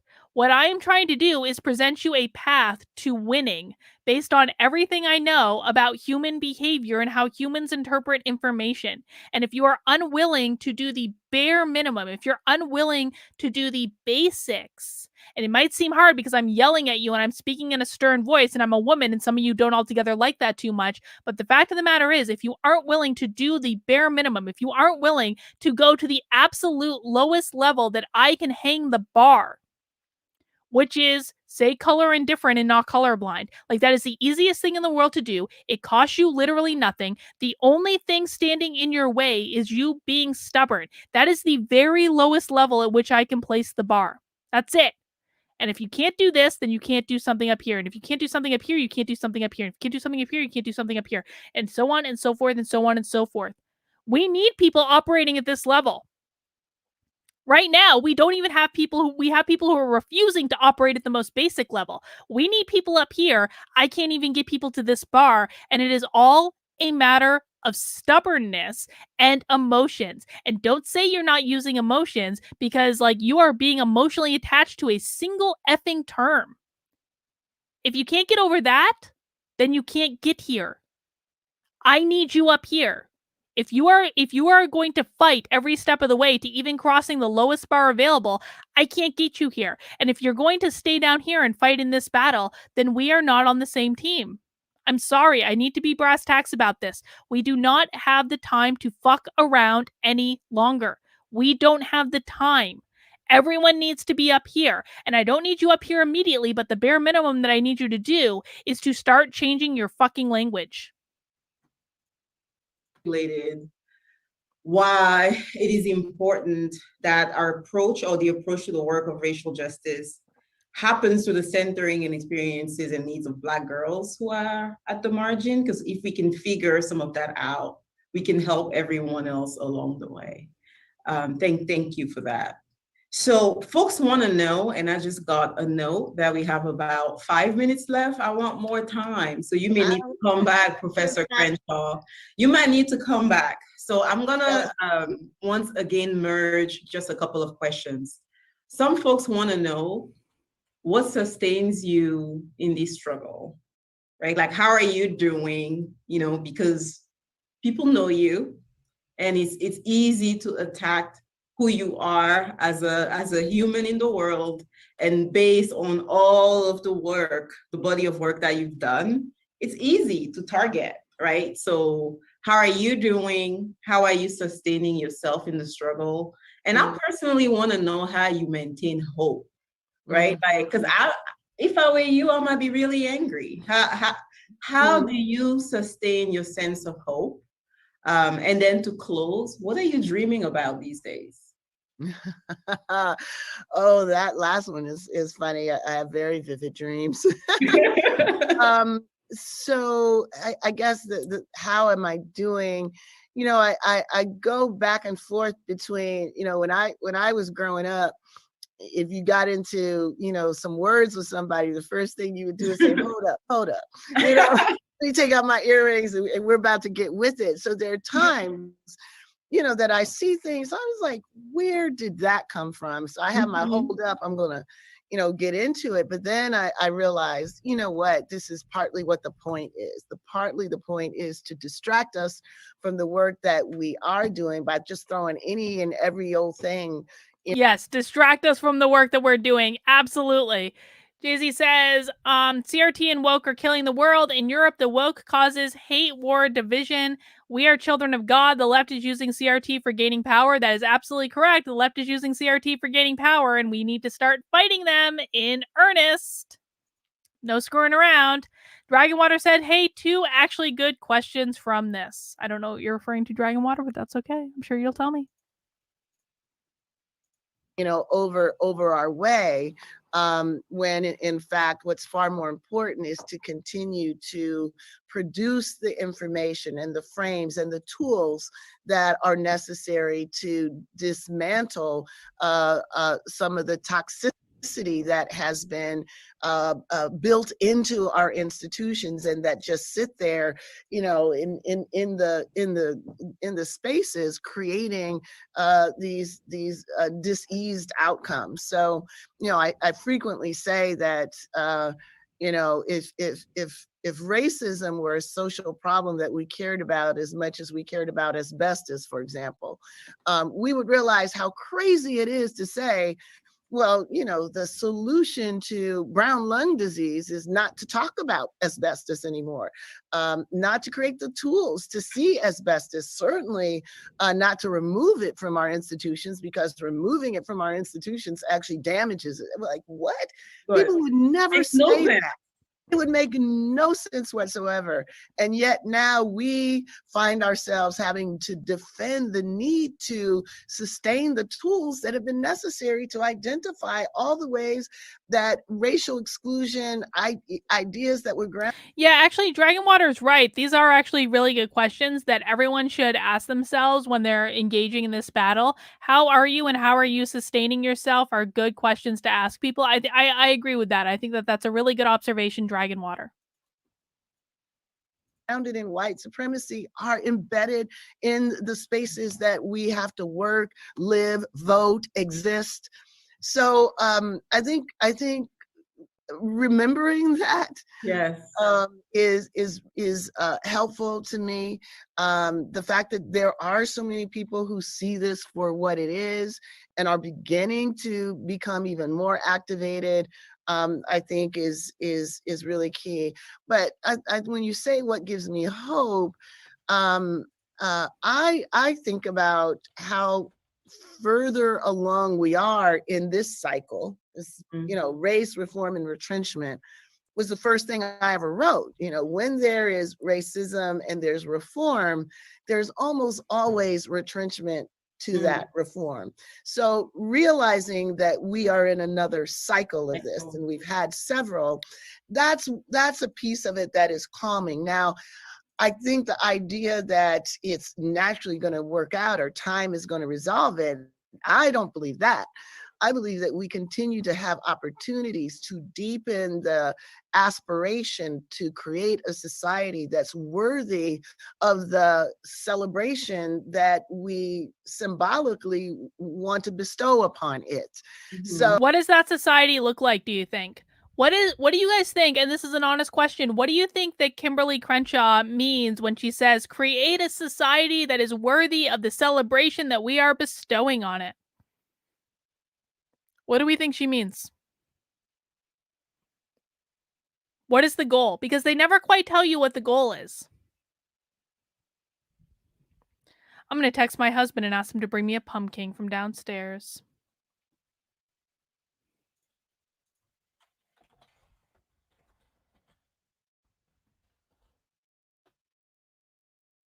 I'm about done this beer. This is going to be an epically drunk happy hour. I'm going to tell you that right now. Holy shit.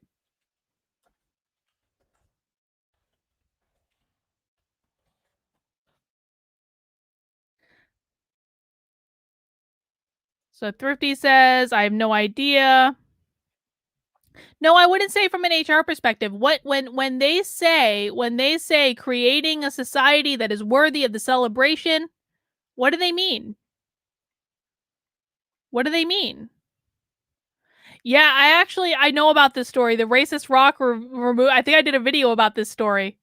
It's not. They removed a rock. It was like $20,000 or something to remove a rock. Is the goal to disrupt order in society? Yup, that is the goal. A society where everyone smiles in fear because no one knows what will get you executed.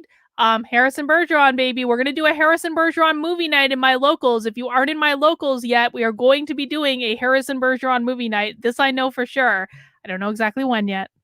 It'll be a surprise. Whites being disempowered and everyone that is oppressed raised above it. Well, it's not just whites, though. It's not just whites, Jared. Remember, because, oh, shit. Hi, Victor. Look at my husband.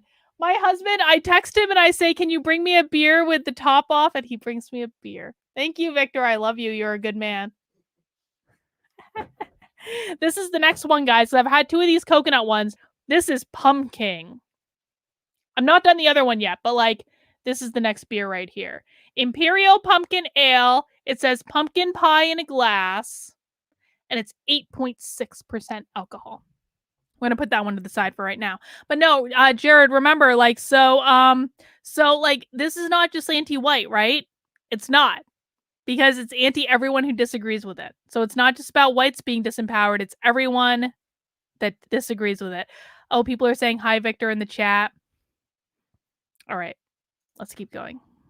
So this is another opportunity to push back against the retrenchment. Thank you, Victor, from the our internet. Commitments to what kind of society we want. Do we want to have one in which we just don't talk about racism? Yes. Or do we want to have one in which we are grappling with the contemporary consequences of it and the contemporary consequences of it? Listen, like if we want to have a conversation about socioeconomic status and minimizing the disparate access to opportunities, like for me, this entire conversation comes down to the idea of equity versus equality. I am completely fine with having any conversation about reducing the access to opportunity that anyone has based on their skin color or gender or any other thing that Kimberle Crenshaw cares about. I'm perfectly fine having that conversation.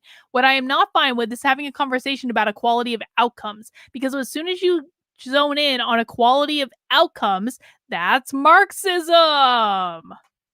That's Marxism. Yes, Victor will get a hug. He might even get a kiss. Who knows? It's Friday. It's happy hour. Who knows what the day might bring? Materially changing our practices so we're able to reach that moment. And I think we're in a different, we're differently situated than we were, say, when Thurgood Marshall was trying to imagine a society in which the Supreme Court sided with the excluded rather than the Supreme Court as it. So Kimberle Crenshaw right now is actually saying that society is more racist now than when Thurgood Marshall was on the Supreme Court, which is provably not true. Dragonwater says, what does this word contemporary actually mean? So she means about like what's happening right now. Not what happened in the 60s, not what happened in the 1860s, what's happening right now. Don't give him any ideas. Okay. Victor's probably getting his hopes up right now. We'll see. It is Friday. Who knows? Who knows? I'd buy him dinner. Maybe we will get dinner later. Who knows? Who knows? I had a conversation with Victor a couple weeks ago. Where the hell were we? I don't know. We were somewhere. But I'm almost getting Victor amenable to a place where he might come and do an interview on the channel. Victor doesn't really want to be in public. He doesn't want to be in video or anything like that. But I was like, Victor, you should really come and do a talk on my channel and we can have a little chat. And he was like, maybe. So he's warming up to the idea, okay? You might get some Victor in your future. Most often sided with the most powerful. He couldn't have imagined. Yeah. Oh shit. What did I just get on my phone? Biden extends pause on student loan payments in 2022. Yes. I'm never going to have to pay my student loans again. I'm sorry. I know this is a leftist position, but I have a lot of student loans and I'm actually very excited about this. I know it's wrong. I know it's my responsibility and I took out the loans and all that stuff. But I'm actually really excited about this and I don't really like paying my student loans until January 31st, 2022. Yes. Yes. That it actually could happen, or perhaps not see what it would look like, but that didn't mean that he did not step out, on faith that doing something towards that end was far better than acquiescing to the terms of Black life as they were, given to us. So I just think about, I know, right? Those who passed the baton on to us. It was a smaller baton. It was harder to carry, but they did their job in making sure that there was something to pass on. And I see our generation as this is a moment where we have to stand firm and tall and strong, that we are not going to let the other side. And I'm going to be honest, like, I would not be mad if the Democrats crammed through a student loan cancellation, but I really wouldn't. I'm sorry. I kind of hope they do. Maybe I should lobby my Democratic senators to be like, I really don't want to pay my student loans. It would provide a lot of economic hardship. I'm sorry, guys. I'm going to take advantage of all the free shit I can get because I really do believe we're in the long, slow descent into socialism anyway. I'm very much in favor of accelerationism. And if I can get my student loans canceled, I'm not going to be upset about that. I'm sorry. I know a lot of you have been much more responsible than me and paid that shit off. I'm sorry. I'm very happy about this. I'm sorry. I feel like a horrible person. I'm not going to be upset. I'm not. I'm sorry. I'm very selfish. I'm an Aries. I'm a very selfish person. I'm not upset. Shift their tactics, which at one point were, no, you don't deserve. If we're going to descend into socialism anyway, I'm going to enjoy the few benefits that I can get out of it, all right? I know we're going to have hyperinflation at some point. I fucking get it. But man, not making that student loan payment feels so good. To be here to no, we're not going to talk about the terms upon which you are here. Because for you to do that is discrimination against me. We have to be that generation that says, no, that's not going to go down anymore. And we are preserving this framework and these ideas so our young people have an understanding of the world that they have inherited to better transform it for their future generation. It's amazing. Is that what you're dreaming about, Professor Crenshaw? Oh my goodness. So I have all sorts of dreams, and funny times like these are moments when they're actually, coming. So I have dreams about what the awakening inside the awakening looks like. People not only marching in. Dragonwater says, just did the math on student loan payments last night. It's scary. And yes, given me student loans cancellation, please. Being selfish isn't always bad. Virgo here, not sure if that affects. Yeah, I mean, yeah, Virgos are definitely highly practical. No, I mean, like, I would actually really like, I wouldn't be upset if they canceled like part of my student loans, but what I would really like is if they canceled, like if they stopped accumulating interest, that would actually be monumentally helpful. I really do think that they should cancel student loan interest. I really do. I'm sorry. That's what I think. I know a lot of people disagree with me. Whatever. If we're going to listen, man, if we are on the long, slow descent into socialism anyway, we may as well enjoy it. We may as well take advantage of the benefits that we get. That's all I'm saying. I'm not upset about this. I'm sorry. I'm not upset. Protest, but people marching for things, people taking the energy that we saw all across the country and taking it into schools and into school board meetings and into their workplaces and into their places of worship, into the beauty shop and the barber shop. This activation. Make the colleges pay the student loans out of their endowments. I'm just saying. It's a great way to defund the colleges. You want to defund the colleges, make them pay the student loans out of their endowments. Not being seen as just about one death or the realization of its goals, not just the conviction of one person, but of an understanding that while prejudice and explicit racial antipathy is one modality of racial power, it is not the only one. There are more ways that we are attending to, from implicit bias to assuming that the way we distribute opportunity is race neutral when it isn't. There are more questions that people are asking. There are more tools to help them ask it, as long as there's the energy and the commitment to take those answers and to galvanize it into energies for transformative justice. I think we're at that moment where people are ready and prepared, and we need to make those frames and the opportunity come into congruence with each other, the way that the other side has successfully done that. Yes, thank you. I think that is a good closing word. And I thank you so much. You've given and continue to offer us so much, including in this very packed conversation. And words can't properly convey my gratitude, our gratitude. So we give you all the flowers, Professor Crenshaw. All the flowers. And for the audience, wherever you are, I hope you are snapping. Thank you for joining us. Snap your fingers, we hope that guys. This discussion was enlightening. Snap your fingers. Snaps for Kimberle Crenshaw. I don't even know what she was saying at the end. Six Semper Tyrannus. Fine, cancel student loan debt. Those who paid off debt then don't have to pay federal taxes equal to the amount they paid. Dems put the money where their mouth is. I mean, I don't know that they're going to do that, but Again, I'm not going to be upset about this. I'm sorry. I'm just not going to be upset. Dragon Water, if we go socialist, can we go libertine socialist and mount the like button? Why so many hug words instead of speaking plainly? All right, guys, I'm going to leave it up to you what we do now. So we finished this first video. One option, okay. I'm going to give you guys an option that I'm not entirely sure I want to give. Are you guys ready for like an unexpected option?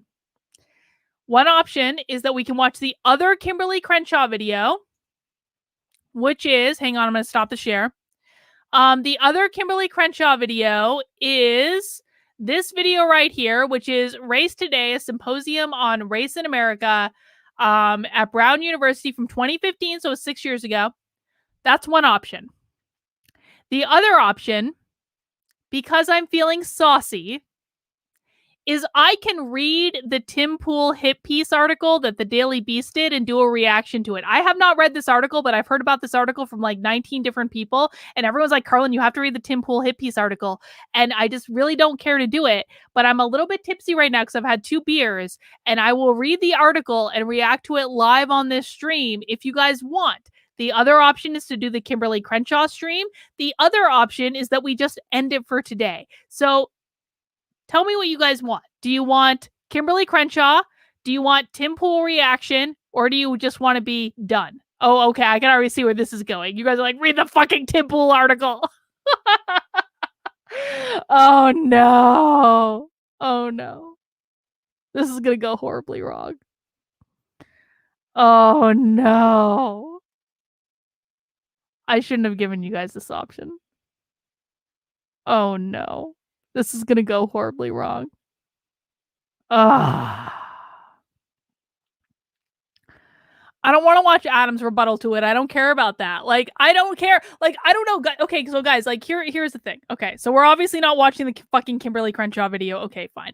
Okay, so here's the thing that maybe we can do Collins. I'm seeing a lot, like, people seem to want me to read this goddamn Tim Pool article. Okay, you guys are trying to get me in trouble. Okay, so here's the thing. And I want people to understand this before we do this. All right? I have never met Tim Pool. Okay, I've never spoken to Tim Pool. I hear a lot of people like saying like mom and dad are breaking up. I have never even had a conversation with the man. The only interaction that I've had with Tim Pool has been tweets where he was like kind of a dick. So that's all I have to judge on. It's literally all I have to judge on.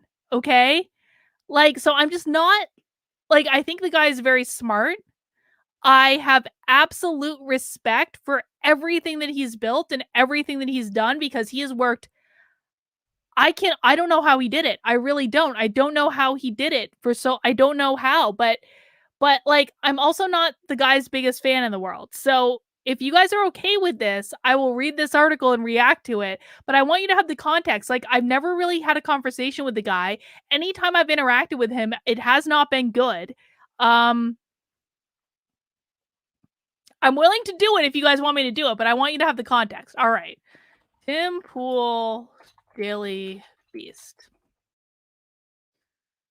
Even Joshua was like, Carlin, have you read the Tim Pool article? And I was like, Joshua, how have you read the Tim Pool article and I haven't? All right. I'm going to read the fucking article. Okay. All right. I don't think, I mean, to be really fair, and again, I want to be fair and diplomatic about this. This is the article, right? This is what we're reacting to. Here, let me get this banner off. So I want to be fair about this. I think that Tim Pool is smart. I think that he works extremely hard. I think he's worked extremely hard for a really long time. I don't begrudge him anything that he's built because I think that he has paid for it in sweat. And I have absolute respect for that. I just have never had a positive interaction with the guy. And so that does color my judgment. Like, I can only assess people based on what they give me. And I've yet to have a positive interaction with the guy. So make the best choice for your mental health. Oh God, I feel like this is gonna blow up spectacularly in my face, but I don't really care. I don't really care. Let's take a read and I will see what's what.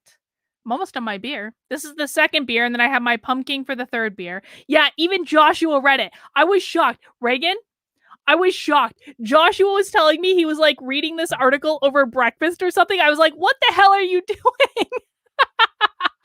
I was like, I don't even care enough to read this article. The Daily Beast is trash. Like, of course they're doing a hit piece. But I'm going to try to give an honest response to this article. But I just want everyone to be aware. Like, I don't care if you watch Tim Pool. I don't care if you like Tim Pool. Like whoever you like. Watch whoever you want to watch. I'm not telling anyone to not watch anything. I'm just saying that, like, he's not my favorite person in the world. And so I might say some things that disappoint you. And I'm sorry. This is not mom and dad breaking up. I've never even had a conversation with the guy. I'm sorry. I've had like 2 beers. I'm about to work on a third. I'm sorry if I say things that offend you. Okay. I'm sorry.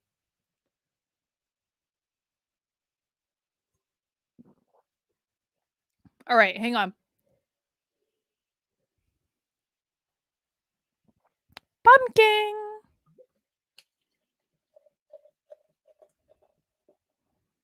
Oh, look at that head. Holy shit. Look at that head. Oh my God. The head, this is the head right here. This is where all the aroma is. That's like a good 3 fingers of head. Oh God, Dragon Water, I know. Dragon Water says if Carlin's not canceled, Joshua's gonna start watching Fox News. I know. He is. It's so crazy. It's so crazy. All right. Oh my God. It smells like pumpkin pie.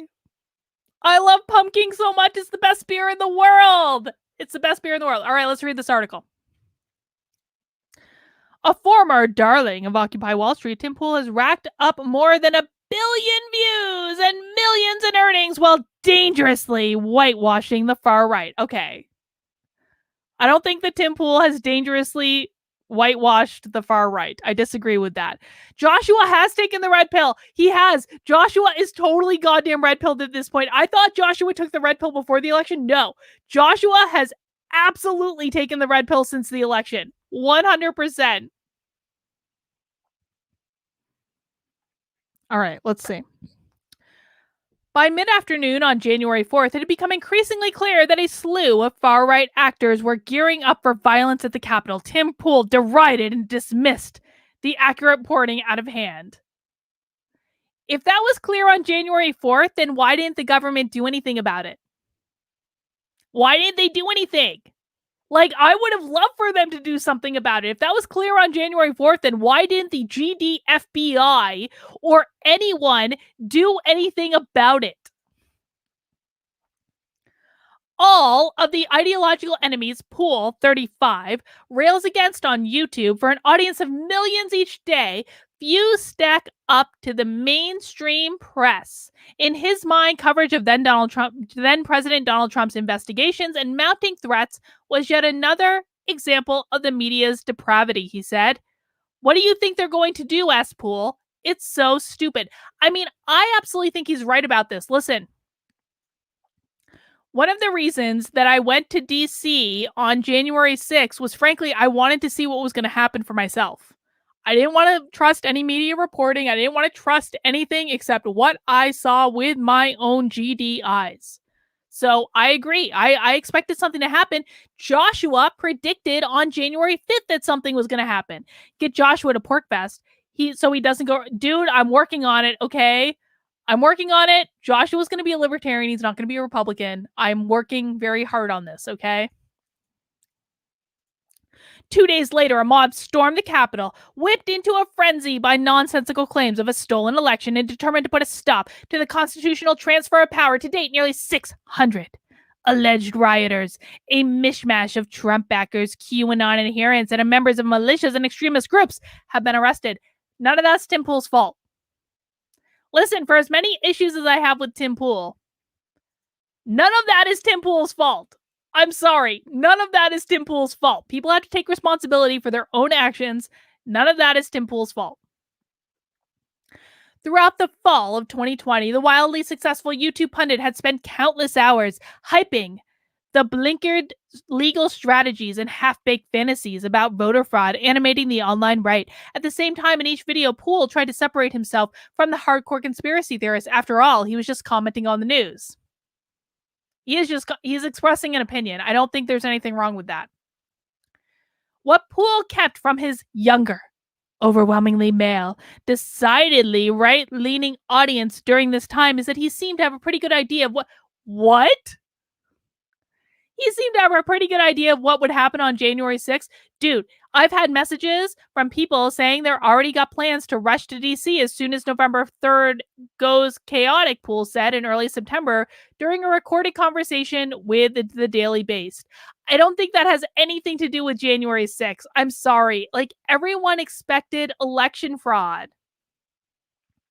That has nothing to do with January 6th.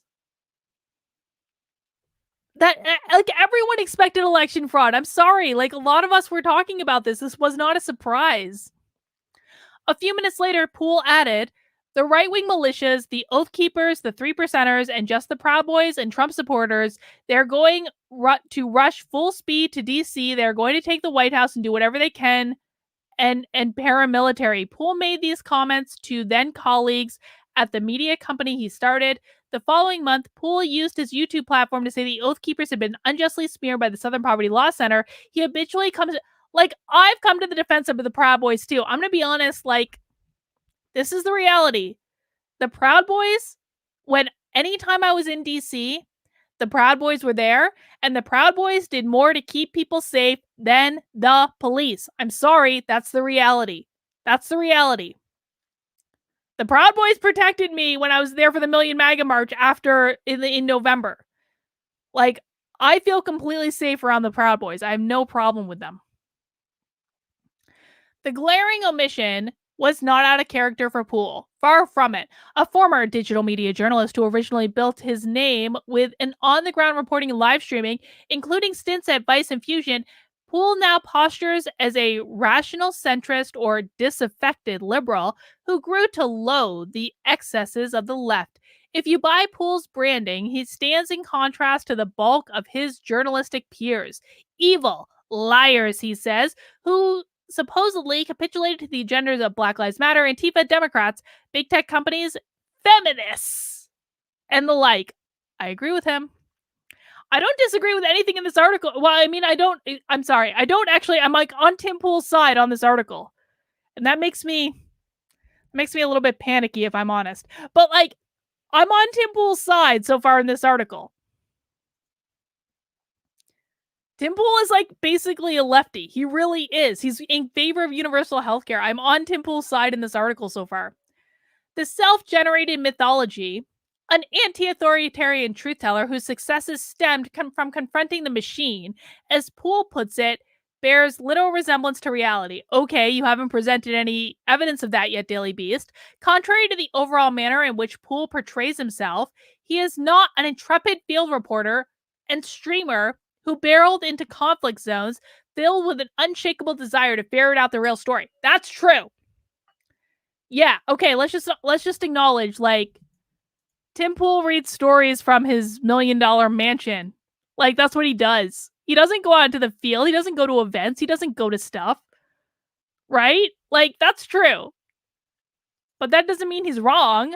It just means he doesn't go out. Like, and that's fine. Like, that's his choice. Poole was at times reluctant to leave the safety of his hotel room, according to several of nearly 30 former coworkers and other acquaintances from the past decade who spoke with the Daily Beast. To be honest, I absolutely understand that. Like, when I do walkaway events, I don't leave the hotel almost never. I won't say never, but, like, when I do walkaway events and stuff, like, I don't leave the hotel unless, like, I'm with other people. I really don't. Like, every once in a while I will, but not usually. It's like I'm pretty much like I'm hunkering down, I'm staying in the damn hotel. So I understand that. I really do.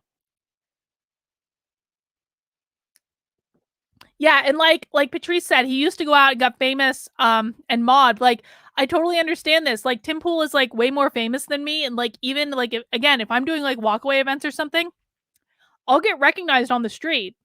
And it's uncomfortable because, like, you don't know who people are. You don't know what intent they have. Like, especially after Dallas, when we all got chased by Black Lives Matter, like, that was terrifying for me. It really, really was. Like, and I've had people just being out or like recognizing me in an airport or something, and it's scary. It is. You don't know what these people's motives are. All right, let's see. He'd come across as uninterested in interviewing subjects or doing much research. Doing shoots, Poole's head was frequently buried in his phone, diligently tracking social media, only to blame his coworkers or equipment when he couldn't live up to his clippings. Poole's main focus when reporting those on the ground with him said was drawing attention to himself. I don't know that I necessarily buy that. I don't know that I buy that.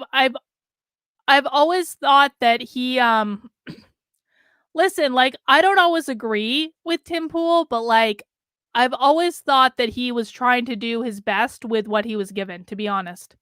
To tell the truth, at least. To tell the truth, to give an accurate portrayal. That's been my impression, anyway.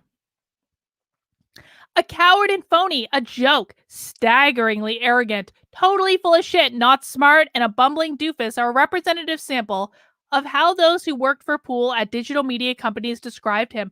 Most did so on the condition of anonymity. Oh, isn't that convenient? And in some instances, citing possible reprisals by Poole and harassment from his fans. Well, harassment from his fans is real. I've been harassed by Tim Poole's fans. It's not the most fun thing in the world. But I will say, like, I don't perceive Tim Pool to be, and again, I've never even spoken to the guy, but I don't perceive him to be a bumbling doofus. I perceive him to be a very smart person. I think he's a very smart person. I don't perceive him to be I do perceive him to be a little arrogant. I do. I think he's arrogant. I think that he does not like smart women. I really don't think he likes strong women. I think there's a thing with him where like he keeps himself surrounded by like weak people, but especially weak women. Except for Cassandra Fairbanks, who's like a different thing, but I have theories behind that I'm not going to share on this one. But like overall, I think he's a smart guy. I think he's very hard worker. I think he's a little arrogant. I think he likes being in control. I think he likes being the smartest person in the room. I think all those things are true, but I'm not going to ding him too much for that, you know? It is what it is. Since then, Poole has discovered a style of commentary and audience where a lack of knowledge or journalistic skills might not prove an impediment to success. I don't think that Tim Poole lacks journalistic skills. In some ways, incuriosity and incapacity serve as valuable attributes in this medium, not solely because of the political valiance, but thanks in part to how YouTube itself functions, rewarding the kind of high volume, sensationalized, and sloppy churn Poole specializes in. Well, I do think that YouTube absolutely rewards things that are sensationalized. Oh, hang on. Apparently, I'm having trouble streaming to Odyssey right now. What's going on Odyssey? Who the hell knows? Whatever. Yeah, I mean, I do think that YouTube rewards sensationalized. But like, it is what it is. That's not Tim Pool's fault. I wouldn't say that. No, I wouldn't say that. No, I wouldn't say that. No. And when it made Poole both exceedingly rich and one of the most watched independent YouTube political pundits in the country, over 3.3 million subscribers, 1.5 billion views, and by all estimates, hundreds of thousands of dollars in revenue per month, he earned $600,000 in August 2020, and most of it came from YouTube, Poole claimed in a recorded conversation. Good for him. I'm sorry, good for him. Like, good for him. Like, there's nothing wrong with that. Tim Poole provides value. He gets paid in value. Yeah, I mean, I think that she's probably a very nice person. I never had an issue with her. I don't think she's strong, though. I'm sorry. Don't think she's strong. Yeah, exactly. It's their thing, man. Like, it's their thing. I have no direct issue with Lydia. I don't. Okay. Unlike his peers in conservative media, Poole hasn't wasn't boosted by the usual suspects. Neither could the Koch brothers, the Mercer clan, nor another deep-pocketed billionaire forked over seed money, and he didn't face Facebook's algorithms. Fox News was more or less ignored him. He has institutional Republican part, as has the institutional. Sorry, guys, I'm getting a little drunk, so it's like I'm reading the best I can. As has the institutional Republican Party and its network of well-founded think tanks. This is what happens when I do reaction articles on Happy Hour, okay? Now, right-wingers and far-right figures, many of whom might not be welcomed on the platform to the left Tucker Carlson tonight, not only have taken notice, but they come to him. So what? So what? Yeah, see, this is what I'm saying. I think that this is the type of woman that Tim likes, and that's his business. That's his business. He's allowed to like that. That's fine.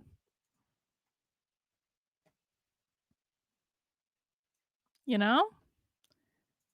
She does her job very well. She does exactly the job that Tim wants her to do, and that's fine. There's nothing wrong with that, guys. It's not here or there. It's not right or wrong. It's not better or worse, you know? It is what it is.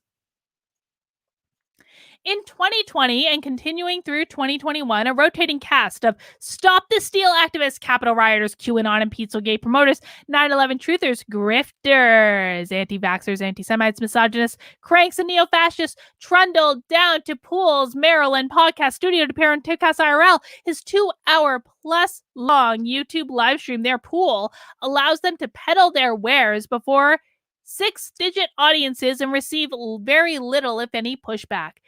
This should come as no surprise. Whenever a right-leaning politician or personality or group enters the circle, Tim finds a way to sand down their actual stated beliefs or claim ignorance. Well, I mean, listen, I haven't watched that podcast in like forever, but my perception is that like Tim lets people say what they want to say. And I think that sometimes he should probably push back, but I think he also lets people say what they want to say. Like, that's what journalists should do. They should let people say what they want to say. And, you know, my perception, again, this is my very, very outside perception, is that he tries to get lefties to come on and they say no. So what's he going to do? It's like he can't force people by gunpoint to come on his podcast. You know what I'm saying? Business is booming. Per Pool, with 12 employees on payroll since April, a prominence made possible in no small part by YouTube promoting his work to its front page. I know for a fact, he said during a December live stream, the YouTube algorithm drives the majority of my content. At other times, he'll complain that YouTube is suppressing his content and will soon ban him outright. I mean, he definitely does do that. I don't think YouTube's banning him anytime soon. YouTube picks and chooses which content gets views and which creators become famous, he told a Twitter follower. Apparently, they've chosen Pool. I agree with that.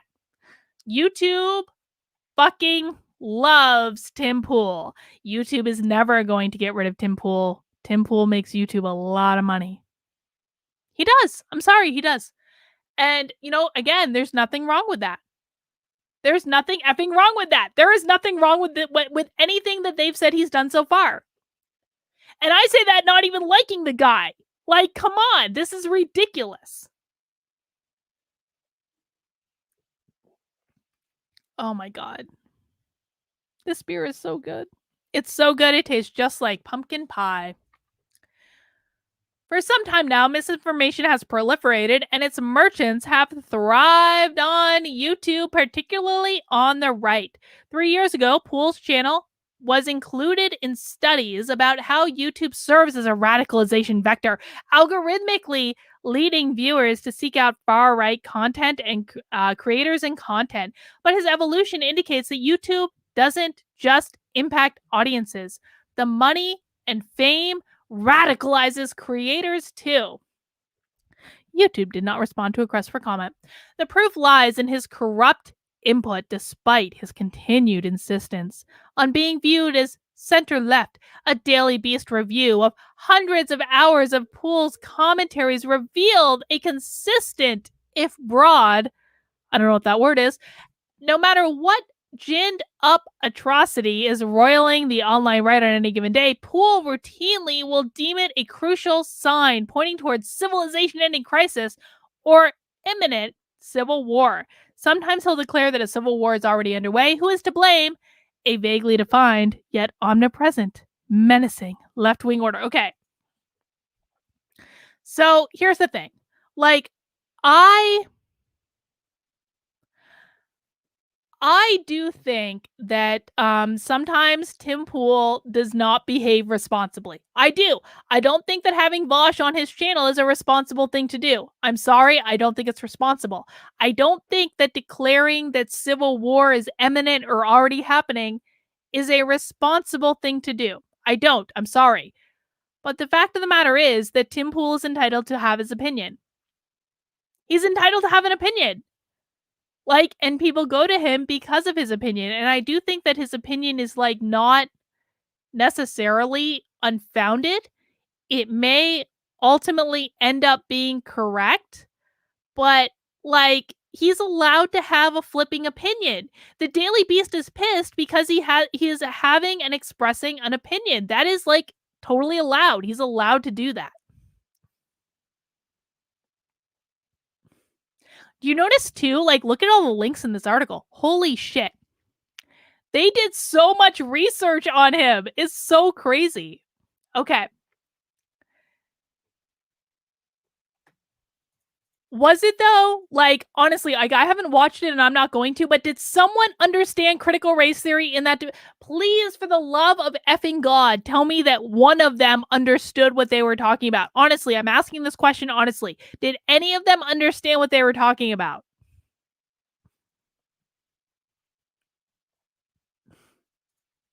I really hope that someone understood it, to be honest. Like, I only care that this is defeated. That's all I care about. And Tim kind of sucked at it the first time. Anyway, as a matter of course, Poole depicts people and groups on the left as potential bomb-tossing radicals or authoritarian lunatics, cultural shifts or gestures towards social and radical justice will lead to chaos and gulags. Stop with victims of morality policing, like the McCloskeys, according to Poole. And if the police are now siding with the terrorists like BLM and Antifa, perhaps the time has come to flee the cities and stock up on firearms, as Poole has done himself. I don't disagree with any of that. I'm sorry, I don't disagree. I live in New Hampshire. We have bought a couple of guns since this whole thing started.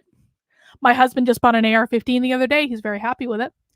And it's like, I completely agree with Tim on all this stuff. I'm sorry. I completely agree. Patrice says they did not discuss CRT other than an academic movement, but not really what they're doing. I don't think Tim is too interested in getting into the weeds about that. All right. Well, that's disappointing since it was framed as a CRT debate, but what can you do? If none of them understand CRT, none of them can debate CRT. What can you do? At least Tim didn't say anything stupid like he did the first time. I guess that's all right. All right. They will never stop coming. They will take your job away. They will come for your parents. Poole said in a keyed up June 2020 live stream, lambasting those who don't push back against the horde of woke cultists. I agree with Tim on this one.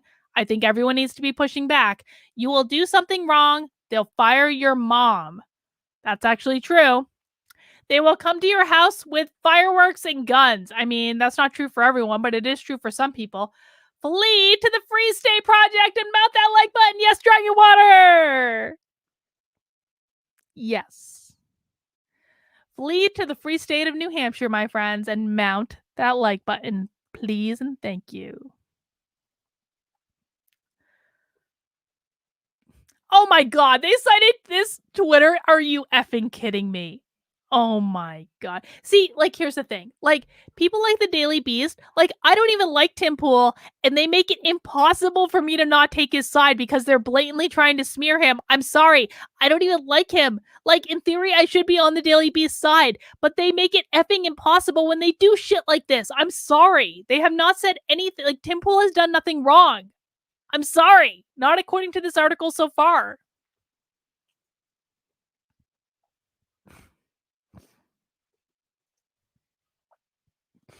All right. Recently, Poole hired a far-right extremist to run his website, and in private, he'll go beyond howling about civil war. On a few occasions, he'll put it more explicitly, a race war is soon to come. Yeah, I mean, I'm going to be honest, like, Cassandra Fairbanks, like, listen, there was an article, like, Cassandra Fairbanks is a right bitch. I'm just going to say it.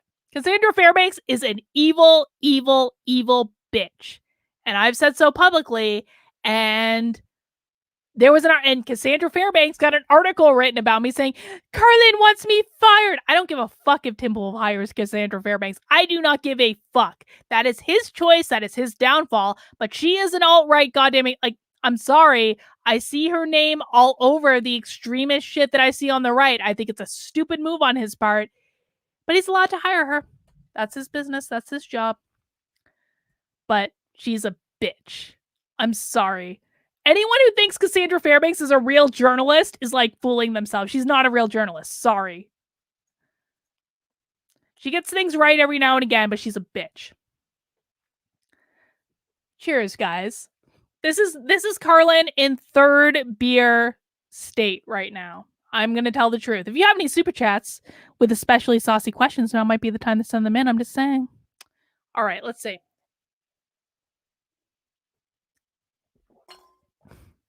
Yeah, Tim did have Lily Tang Williams on. Lily Tang Williams is awesome.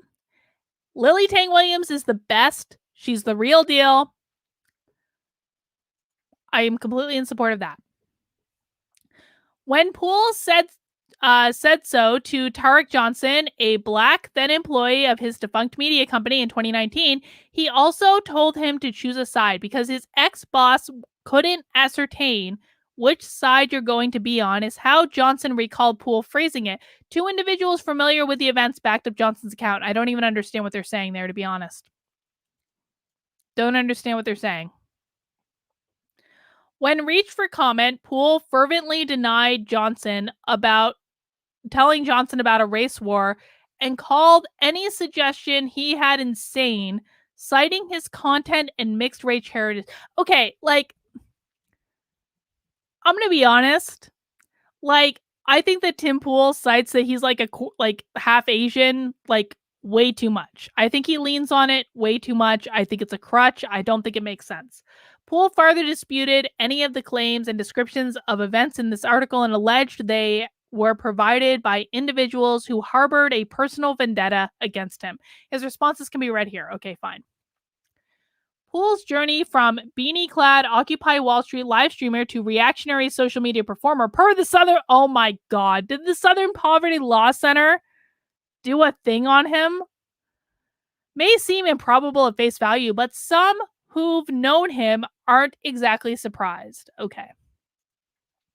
So Joshua's age, just joking. Lily is cool.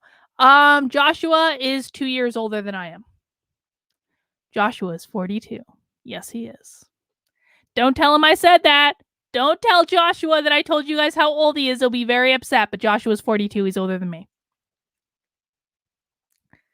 It's a trajectory I've seen before, almost always with young and youngish men who are laser focused on making their own careers, that they arrive at racism and misogyny. Almost by accident, because that's what gets the most clicks, says Lori Penny, a reporter and writer who's covered far-right provocateurs and also knew Poole when he worked at Vice. Okay, I don't trust a damn thing Lori has to say about this because Tim Poole is not alt-right. I'm sorry, that's stupid. Timothy Daniel Poole was born in 1986 in Chicago. Scant biographical information exists beyond what Poole has made public, but during his childhood, his father, a now retired firefighter, and mother who sold cars, divorced. The family then fell into financial distress, he said. He attended a private Catholic school through the 5th grade before transferring to a public school and dropping out by age 14, the year he received all Fs in a progress report. My comprehension level is much higher than that of many of my teachers. I actually probably agree with that. I think Tim Poole's very smart. Thank you, Dragon Water. This is why I like you. Yes. My comprehension level is much higher than that of my teachers, Poole says, and so school made him miserable. That's not uncommon, by the way, with really smart people. It's just not uncommon that they get really bored in school. Joshua used to get really bored in school. I got bored in school. jobs in retail and as a baggage handler at American Eagle Airlines while a teenager, and sued the Transport Workers Union, confirmed Poole was a member. Videos from his time show Poole dabbled in tech and skateboarding. The latter did not abate. Poole erected 2 custom-built skate ramps at a nearly $1 million 8-bedroom Maryland compound he bought in September 2020. So what? So what? Tim Poole likes skateboarding. Who the hell cares? He's allowed to do what he wants to do in his own house. In his early 20s, Poole did some street canvassing for nonprofits, soliciting donations and signatures. That much is certain. Poole, however, has described the bulk of these jobs in ways that strain credulity. I've not found that to be the truth. I've listened to him describe those jobs, and he's pretty dead on accurate in describing those jobs. Sometimes Poole held position of fundraising, events, and marketing director for one nonprofit he claimed, and a manager of one of the biggest fundraising companies and nonprofits in the world. Other titles include fundraising director at a homeless shelter, nonprofit director, director at several activist organizations, and even fundraising director for many nonprofits. Poole rarely names the organizations in one video. He says it's to avoid possible litigation, but that doesn't explain why no jobs are listed on his LinkedIn page prior to 2013. On occasion, Poole lets a few names slip. Listen, if you go to my LinkedIn page right now, which I haven't updated in probably 2.5 years, you are not going to see the full jobs that I had. Why? Because it's none of your damn business. Like, people are allowed to list what they want to on their LinkedIn page. There are jobs that I don't list on my LinkedIn page for an effing reason. I don't begrudge him that. That's his choice. Who the hell cares? It's LinkedIn. It's LinkedIn. Who the hell cares? My God. What's this about? Carlin, the website's really? What did they post about me? Someone tell me what they posted about me, please. Someone tell me what they posted about me. Honestly, I have no idea. I don't really care. Is that real? I'm not even a celebrity. How does a celebrity website have something posted about me? I don't understand.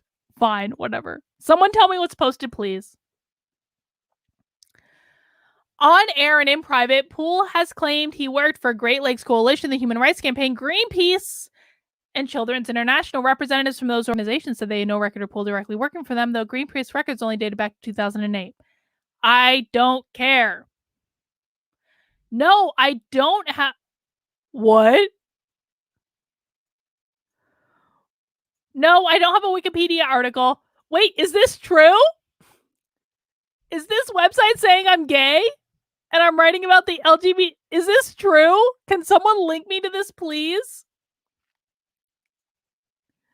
Is LinkedIn actually useful? I mean, it can be. There are times when I've used LinkedIn, but not a lot. I use LinkedIn to get that like Washington Post guy. That Washington Post guy reached out to me via LinkedIn first. So, wait, that's true? Can someone please give me a link to this? Can someone please give me a link to this? We'll do this next.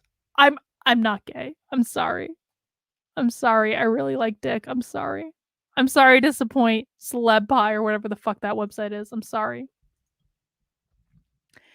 In a direct message to a Twitter follower, Poole said he'd been a supervisor with the Public Interest Research Group. Though the Public Interest Research Group denied employing him directly, a spokesperson for the Fund of Public Interest, a canvassing organization affiliated with PIRG, confirmed that Tim worked as a canvasser or field manager in California for a few weeks. Between April and May 2020, Poole has mentioned working for an unnamed subcontractor which serves nonprofits. That said, he definitely didn't run any fundraising, the spokesperson said. Who cares? Holy shit. Holy shit. Okay, Jaya? Okay, hang on. We might need to do... Hang on. celebhigh.com/Carlin Borisenko. Holy shit. Okay, impromptu fact check. I'm sorry, impromptu fact check. They edited that picture, by the way. That didn't come out looking like that. Holy shit. A link to Celeb Pie would be awesome. Impromptu fact check. Okay, we're taking a break from this Tim Pool article to read this article about me and apparently my sexuality. Carlin Borisenko, an American YouTuber and organizational psychologist who used social media to spread positive vibes among people. She's the creator and owner of Zen Workplace. True. Carlin is also gay. No, I'm not. I don't know why it's showing. Sorry. I am definitely not gay. I am 100% not gay. I am married to a dude. What the fuck? She writes about the... No, I don't write about the LGBT... What the fuck? She writes about the LGBT community and gender equality more often. Her latest article was about... I did write an article about the gender pay gap, but like... I said it didn't exist. An MBA and PhD in psychology, Carlin is also a writer. Yes, her book Zen Your Work describes how people can create safe and positive workplace. Besides, she's a political commentator. She was a supporter of the Democratic Party until 2020. Yes, that's true. Tell Victor he is a girl now. Oh my God. What the fuck? Moreover, she's a perfect example of people who want to reform... Oh, that's actually really nice. Okay, she's a perfect example of people who want to reform society for good. She's an activist, author, writer, and psychologist. Carlin is just someone who wants to make the world a better place. Yes. All right, Celeb Pie, you're redeeming yourself. 10 facts. Carlin is an American YouTuber and psychologist who's creator of Zen Workplace. Yes. Despite her efforts as an activist, Carlin is yet to have a Wikipedia biology. She will grow to have one soon. Well, this remains to be seen. I would actually prefer not to have a Wikipedia biography, but that's all right. Unfortunately, we don't have Carlin Borisenko's age and birthday at the moment. She has not shared any of them. My age is too fucking old. And I'm not sharing my birthday. It's April 12th, okay? You don't get the year. However, her nationality is American and she is white. True. Moreover, Carlin has also earned a great deal of money from her good works. Her net worth, however, remains under review for now. And yeah, you're not going to fucking know it. She is a YouTuber. A psychologist posts tips and tutorials for a Zen Workplace on YouTube. I haven't posted tips about a Zen Workplace on YouTube for a while, but okay, maybe I should. As of now, she has more than 105,000 subscribers, I guess. In addition to that, you can find Carlin Borisenko on her Instagram as well. Her Instagram follower count is somewhere over 7,500. Yeah, it's like 9,000 something. I don't even know. Moreover, I say the psychologist is of... No, I am not! Like, how can you write that I'm gay and then write that you have no known facts about my husband? I'm not gay. I'm sorry. I like dick. I'm sorry. You can always visit her personal website to get to know her better. Also, she has a bio on Google Books. All right.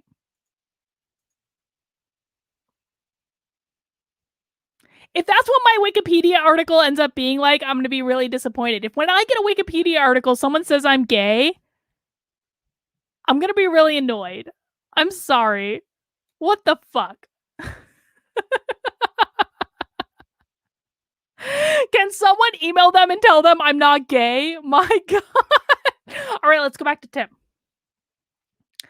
All right. They really do want me to be gay. I'm sorry. I'm just not. I'm sorry. I know lesbians love me, but I'm just not gay. I'm sorry. Oh my God. My God. I have no problem with lesbians. I'm just not. Yeah, exactly. I'm gay and apparently I have a husband. Oh my God. Jesus Christ. All right. Turning street canvassing or a low-grade supervisory role into a lofty title of fundraising director could be dismissed as mere resume pumping, but Poole cites his past work experiences when inveighing against charities or labeling all nonprofits corrupt. Most nonprofits are corrupt, I'm sorry. As if he were privy to their inner workings. Most of the nonprofits I've worked at, I think they're all scams, said Poole. A racket designed to wring cash from donors. They're really just paying themselves. In his comments to the Daily Beast, Poole mentioned he did work for Children's International and Greenpeace, though he did not say what his title was, and neither organization's records confirmed his employment. Poole further claimed he was a director or manager for 2 nonprofits he can't name, citing settlement agreements. Well, if he has a settlement with them, it's probably like a severance package, which means he probably got fired. But like that's just speculation. I mean, I don't know. Like, I generally agree with Tim that I think that that most nonprofits are actually corrupt. I agree with him on that. Sorry. By summer 2011, Poole was living with his brother Chris in Newport News, Virginia, after seeing images of police violence in September from Occupy Wall Street protests at Zuccotti Park. He hopped on a bus. Good for him. In New York City, Poole hooked up with Henry Ferry, then an out-of-work realtor and sales manager. The Poole began documenting the unfolding political movement on a then relatively new streaming service, Ustream. Before long, Poole had assumed an on-camera role. The live videos took off, and they decided to form a media company called The Other 99. Good for them. That's what you should do. Take advantage of opportunities, man. Cheers to Tim Poole. He took advantage of an opportunity. That's what you should all do. And again, I don't even like him. I don't even like him. And like everything the Daily Beast is trying to pin on him is bullshit. The bare bones DIY operation Poole filmed using only his cell phone was often able to get greater access and immediacy than some legacy media shops. Adding to their bona fides, the other 99 weren't perceived as neutral observers, but rather actively involved with the movement. Eventually, network and cable news programs began recording their footage. Live streams lasting for hours became a trademark too, including a notable 21-hour stretch when cops cleared out the park. Good for him. Within a month, Poole raked up more than 2 million unique views, a substantial social media following, and near universal positive coverage from a wide array of both online and print publications. Awards and accolades followed hard upon. Poole was dubbed the eyes of the movement by Time magazine. Good for him. Some other activists weren't buying the hype. Timothy Fitzgerald and Tess Cohen were both members of the General Assembly, the organizational hub for Occupy. All appearances to the contrary, Poole never aligned with the movement, they said. This is 100% Poole's mythology, according to Cohen. Fitzgerald described Poole's participation as a branding exercise, a leveraging of Occupy's brief notoriety to elevate his own profile. Unlike live streamers who were working with the GA, Poole was soliciting donations to the other 99. So who cares? Who cares? Wait, hang on. Carlin, your wiki is the same as the art. Wait, what wiki? What wiki? What wiki are you talking about, Dragonwater? I have no idea. Please tell me there's not an actual Wikipedia thing up. Please tell me there's not please tell me there's not. Oh my god.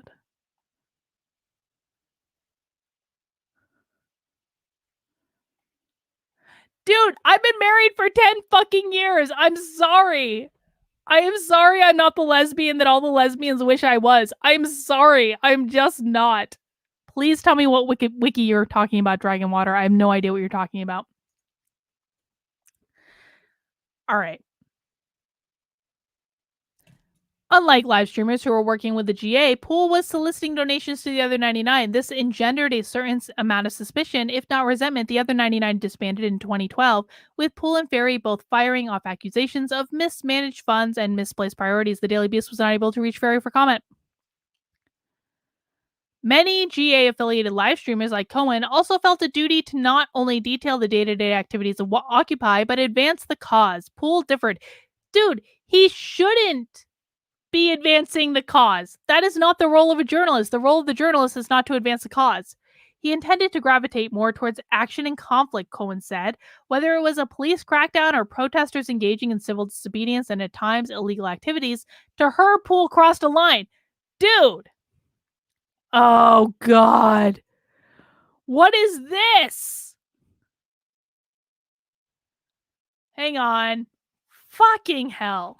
wiki.projecttopics.org/133351 Herlin Borisenko. What the fuck?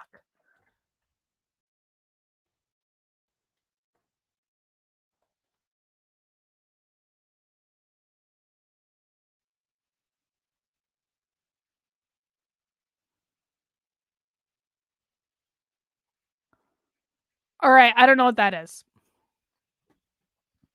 Whatever.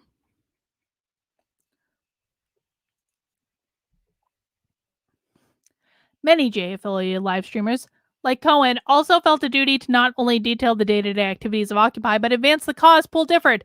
Okay, we already read that. I'm not about to endanger other people by creating evidence that could be used against them, and he's happy to do that, she said. Poole has boasted that the police watched his Occupy. Listen, man, if you're doing something illegal and you get caught on a live stream, that is your own fucking fault. Poole has boasted that the police watched his Occupy streams. Poole parachuted into Occupy without understanding its ideological underpinnings, Cohen explained. Over time, protesters grew increasingly wary of Poole's presence and made it clear he wasn't welcome. During one broadcast, his phone was knocked out of his hand. I mean, you guys wonder why he's afraid to leave his house? Poole would maintain, both to protesters and in interviews, that his adherence to objectivity and transparency meant sharing almost everything he recorded. Few would quibble with his explanation from a reporter or citizen journalist, but Poole openly presented himself as a pro-Occupy activist. I mean, he is quite a lefty. I don't consider myself a journalist. I consider myself an activist 100%, he told On the Median in November 2011, who was there to support the movement. Once Occupy was out of the news cycle, Poole flipped.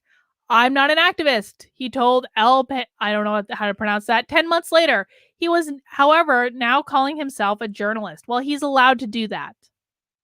He's allowed to do that.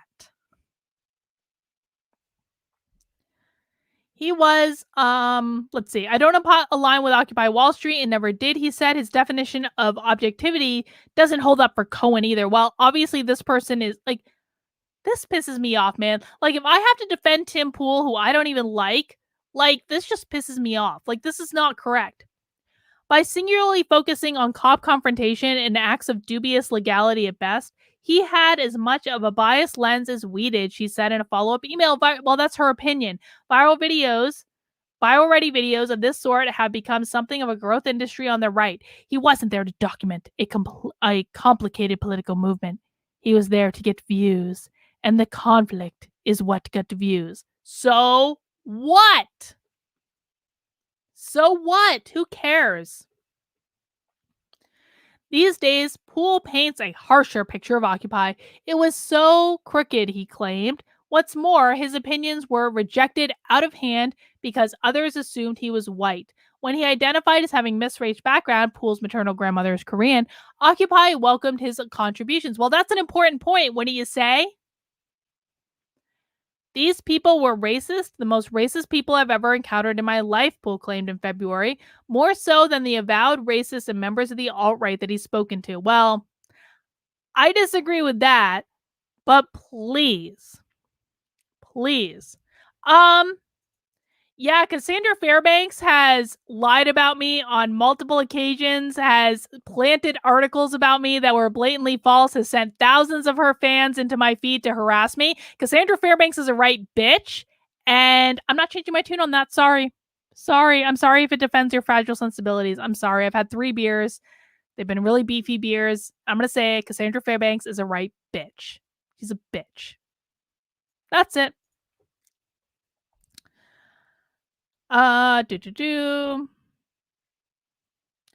This article is projecting. Well, you're goddamn right it is, Dragon Water. Yes.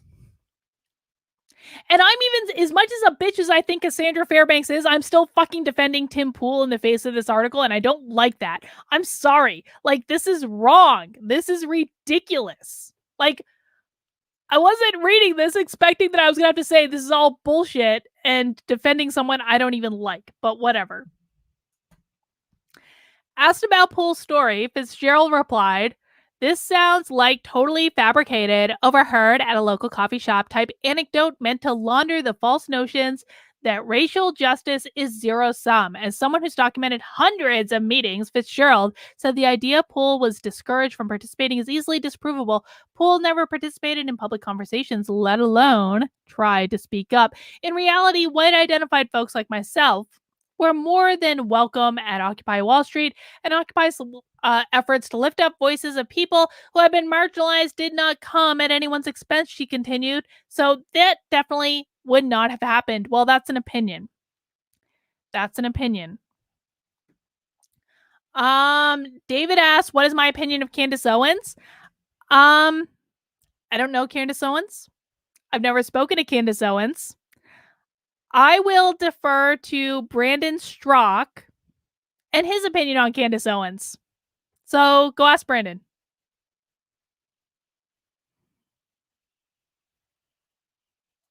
I mean, like, I don't, like, I've already explained this in this stream. If you missed it, rewind.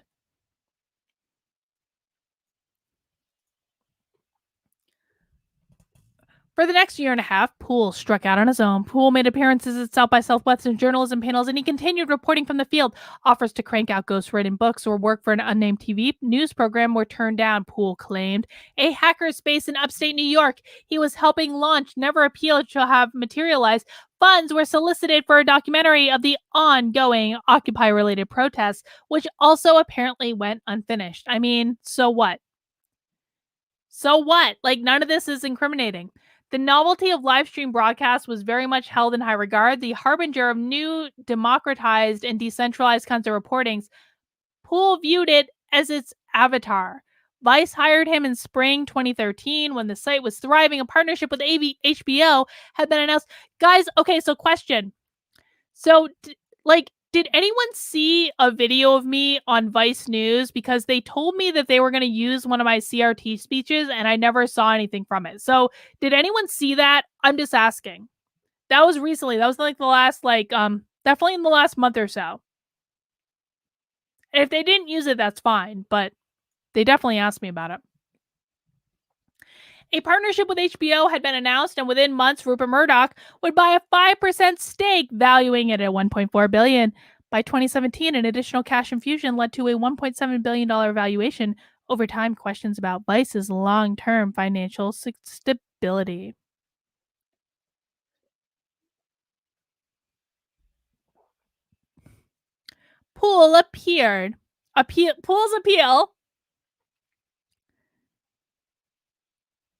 Poole's appeal to the outlet was a one-man content creator able to jet from location to location at a moment's notice and attract gobs of viewers. It didn't take long before the staff had soured on their new hire. Some former colleagues pointed to Poole's evident lack of reporting experience or skills, save for his ability to hit play on a live stream. Well, that's pretty important, don't you think?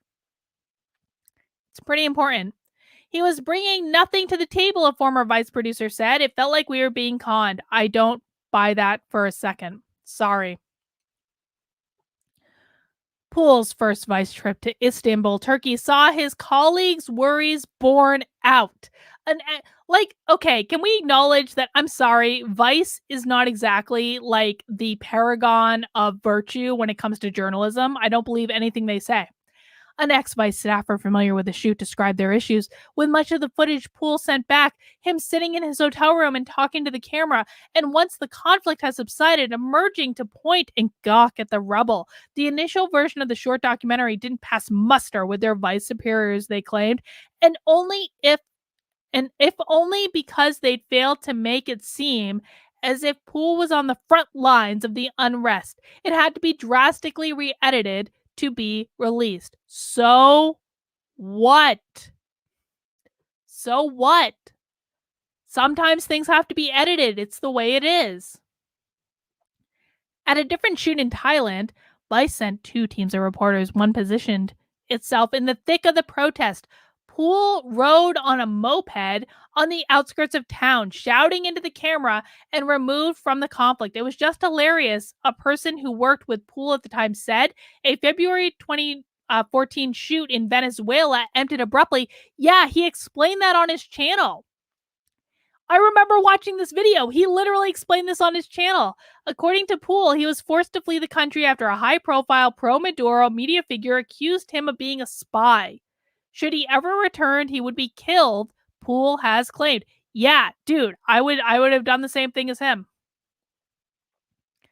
His trepidations were certainly understandable. Providing coverage during civil unrest and from conflict zones can spook even seasoned hands, let alone someone who isn't familiar with the lay of the land, a former senior Vice editorial employee explained. But Poole had trouble fessing up to his fears, multiple Vice sources said. Instead, he tossed out thinly veiled excuses, pinning his reluctance to leave the hotel on problems with his technical gear or producers not comprehending the severity of the situation. Poole strongly disagreed with the criticisms of field reporting.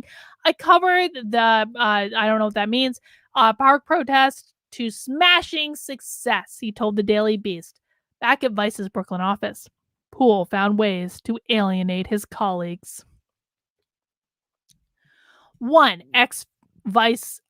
female ex-Vice staffer recalled a 2013 conversation with Poole in which he told her point blank, "Women are too emotional to be good journalists. Their feelings get in the way." I don't believe you said that. I'm sorry. I don't buy it. An individual who was present for the exchange confirmed her account. Another confirmed they'd been told by the female staffer at the time. Poole told the Daily Beast it was absurd to think he made that comment. I don't believe he said that. I'm sorry, I don't. Somewhat relatedly, 2 years ago, Poole announced that he wanted a wife who would stay at home and raise his children as opposed to having her own career. So what? So what? He's allowed to want that. We are allowed to have preferences. It bothered Poole that this desire was now viewed as socially unacceptable. Poole complained last year that feminism had negatively impacted his ability to find a romantic partner and start a family. You know what the problem is, though? It's definitely not me, he said. I think it's everyone else. I mean, doesn't he have a girlfriend? I think he has a girlfriend, so he's doing okay. When Poole was given an early version of Google Glass, he strolled around the office broadcasting his coworkers' activity live. It was viewed by some advice as a transparent attempt to bolster the image he'd been cultivating, a reporter who availed himself of the latest in bleeding. So what? Oh my God, these people are so petty. These people are so petty. He walked around the office wearing Google Glass. Who cares? A reporter who availed himself in the latest bleeding edge technology to expand the boundaries of reporting. Of course, there was nothing worth filming in the early 2010s media shop, save for people sitting at their desks, writing stories and whatnot. Baffled staffers either did their best to ignore him or were forced to politely ask that he stop recording without their consent. This is so stupid. Vice also provided reporters working in conflict zones with protective gear. Poole said he would wear a flak jacket in the office per multiple Vice sources. Several Vice employees thought it was laughable or made him look like a poser, but others found his behavior downright offensive. One longtime Vice editorial staffer said since Vice reporters had been detained by hostile foreign governments, in their eyes, Poole treated the gear like a cosplay outfit. So what? So I'm so baffled at this article. This is crazy. Touting his own bravery, accomplishments, Vice paycheck, or the famous people he knew didn't go over well either. On one point, he brought hacker turned Nazi troll Andrew Weave, I don't know how to pronounce his last name, to the Vice newsroom and paraded him around, which means he probably walked around with him. Who the fuck cares? The former longtime editorial staffer felt Poole was showing off, as if to say, check it out. I'm hanging with Weave. I'm so plugged into internet culture. In the documentary Hacker Wars, Poole appears in scenes with him. I can't. Guys, they're so bitter.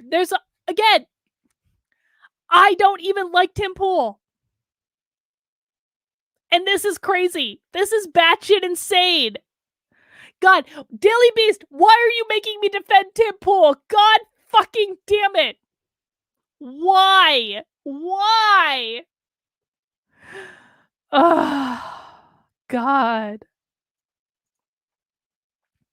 Another glimpse at how some Vice viewed Poole, while he was on staff, a coworker drew a satirical cartoon strip depicting him as a penis wearing. Really? Hang on. I'm sorry. I need to look at it. I'm sorry. Why? Why are you loading?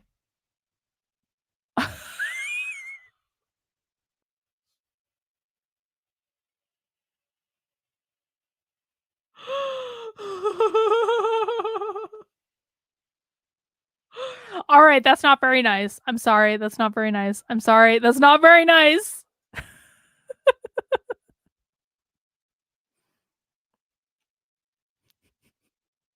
That's not very nice.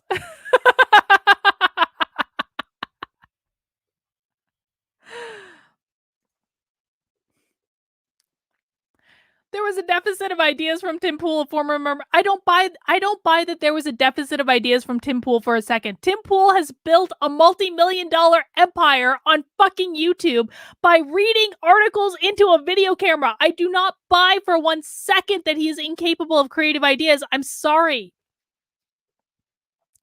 There was frustration about his inability to do a repeat hit like his coverage of Occupy Wall Street. He had his fans in upper management and the ability to remain in their good graces also pissed people off. So what? That's their own problem. Specifically, how seemingly oblivious the upper management and the executives' advice were to the fact that Tim Pool was a total hack, a former longtime editorial staffer put it. They've provided no evidence of any of this. Poole has a different recollection of his stint at Vice. In his comments to the Daily Beast, Poole firmly insisted any allegations he'd failed to perform under duress or shied away from hazardous reporting were false. I constantly flew into the chaos, he said. As to the broader criticisms, I don't care if people say stupid things about me. People are allowed to hate me. There are many people I'm still friends with from Vice. Exactly. I agree with him. Exactly. Publicly, Poole has repeatedly stated he was both the first and founding member of Vice News. Were it not for him, Vice News might not have existed even. I convinced Vice to do real news, on-the-ground reporting, he declared in October. The outlet has been sending reporters to cover stories from far-flung locations dating back to the mid-2000s. But, who cares? Danny Gold, one of the first Vice News hires, said while Poole had been brought on board to a vertical fairly on, he wasn't the founding member. It's not true. Multiple Vice sources agreed with Gold, who had occasionally freelanced for the Daily Beast, and the idea that he conceived Vice or convinced Vice to do the real deal on the ground reporting is not true. I don't care. Who cares? Tim Poole fudged his resume. Who the fuck cares? Everyone fudges their resume. It's the way of the goddamn world. They're jealous. I agree. This is jealousy. I agree. Poole has insinuated his colleagues were lazy and overpaid. They probably were. Inciting conversations he's had with multiple unnamed former Vice employees. Poole also says going woke had led to its downturn, financial and otherwise. Unnamed investors' capitulation to the feminists following high-profile sexual harassment allegations against Vice in 2017 was also to blame. Imagine what Vice would be today under my leadership, he mused. I mean, it probably would be a completely different organization if we're honest about it. It probably would be. His most recent attempt at creating an independent news site imploded in January. And remember, the Daily Beast did a previous hit piece on him, right? About him taking a cat hostage, which was ridiculous and also kind of hilarious. And I kind of wish someone would write a hit piece about me taking a cat hostage, if I'm honest. Does anyone have a cat they want me to take hostage? I'll totally do it. A dog would be better. I would much prefer a dog to take hostage, to be honest. The former lead reporter has filed a complaint in California charging Poole's company Subverse Inc. with engaging in retaliatory termination. Per documents obtained by the Daily Beast, Poole has filed a $1.2 million lawsuit in the state of Connecticut, accusing 2 former employees of unjust enrichment. Well, I mean, I've seen Viva Frey's article or video about this, and it kind of seems like they were trying to fuck him over. And again, like, this pisses me off.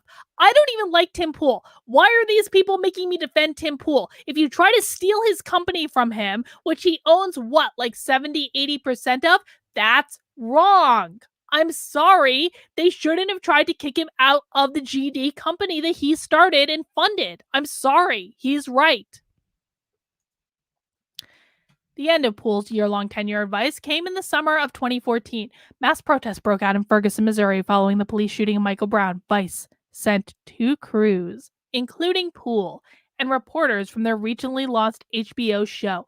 But Pool struggled because he wasn't really a journalist, the staff said as part of Vice's coverage. According to questions and interviewing protesters and residents didn't seem to pique his curiosity, despite the stories they were told about disturbing interactions with the police. Pool tended to keep his head buried in his phone. It was so bizarre, said the staffer. It was always about him.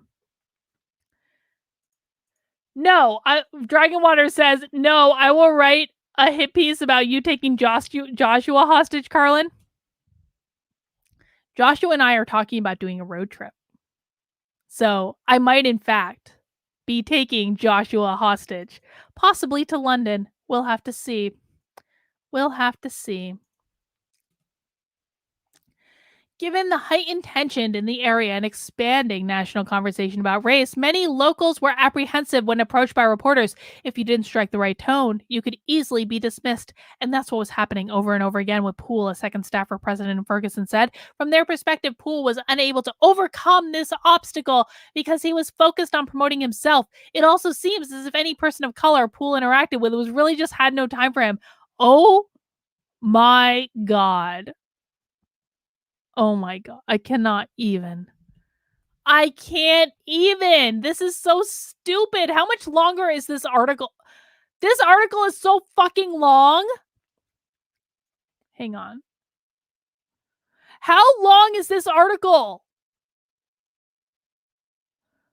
This article is like 18 years long. I don't know if I'm going to be able to read all of this.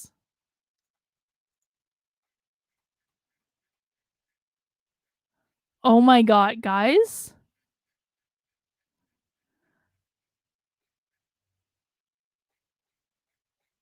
I don't know if I'm gonna. Okay, we're gonna keep going, but like, I don't know if I'm gonna be able to get through this. I really don't.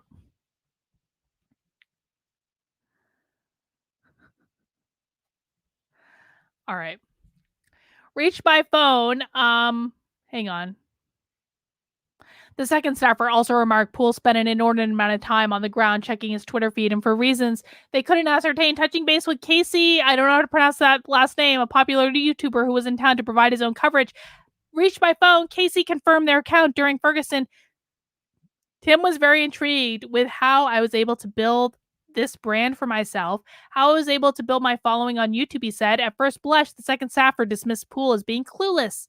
But over the course of their shoot, their perceptions sharpened. He acted like a narcissist, someone who didn't care for other people. Dude, not everyone you don't like is a narcissist. I'm sorry. Dragonwater, we're going to have to see. I'm going to do my very best to try to make it through this article, but my voice is already going. This is crazy. Holy shit. That night in August, the other Vice reporters and producers managed to get behind the barricade law enforcement had established. Poole arrived late, had been shunted into the parking lot of a Target away from the West Florissant Avenue, where the main clashes between police and protesters took place. The live stream video from that night shows the differences in the two feeds. Poole was stunted, into a lower right-hand corner. The other Vice crews took up the rest of the screen. In the comments section, an evening unfolded. Viewers treated the two feeds as if it were a kind of competition, and Poole was losing, unsurprisingly, since they were providing real-time reporting and Poole was merely talking and speculating about things he saw from a distance. Who cares? Who effing cares? 3 years after the Ferguson protests, Poole tried to rewrite history, alleging to the New Yorker that a Vice camera woman, not him, wanted to remain on safe terrain and instead preferred to review to interview the Reverend Jesse Jackson. Meanwhile, he took to the streets to cover what was happening, where he said grenades were going off. Guess which one got more views? None of this is accurate per multiple Vice sources. The camera woman he referred to was his producer. He had gotten past the barricades set up by the cops to cover what was happening in the streets, not Poole. The brief interview with Jackson took place early in the morning following an all-nighter spent shooting and editing not while the protests were taking place and never aired on Vice. And it was the other crew's videos, not Poole, which drove viewership. So what? I don't care about any of this.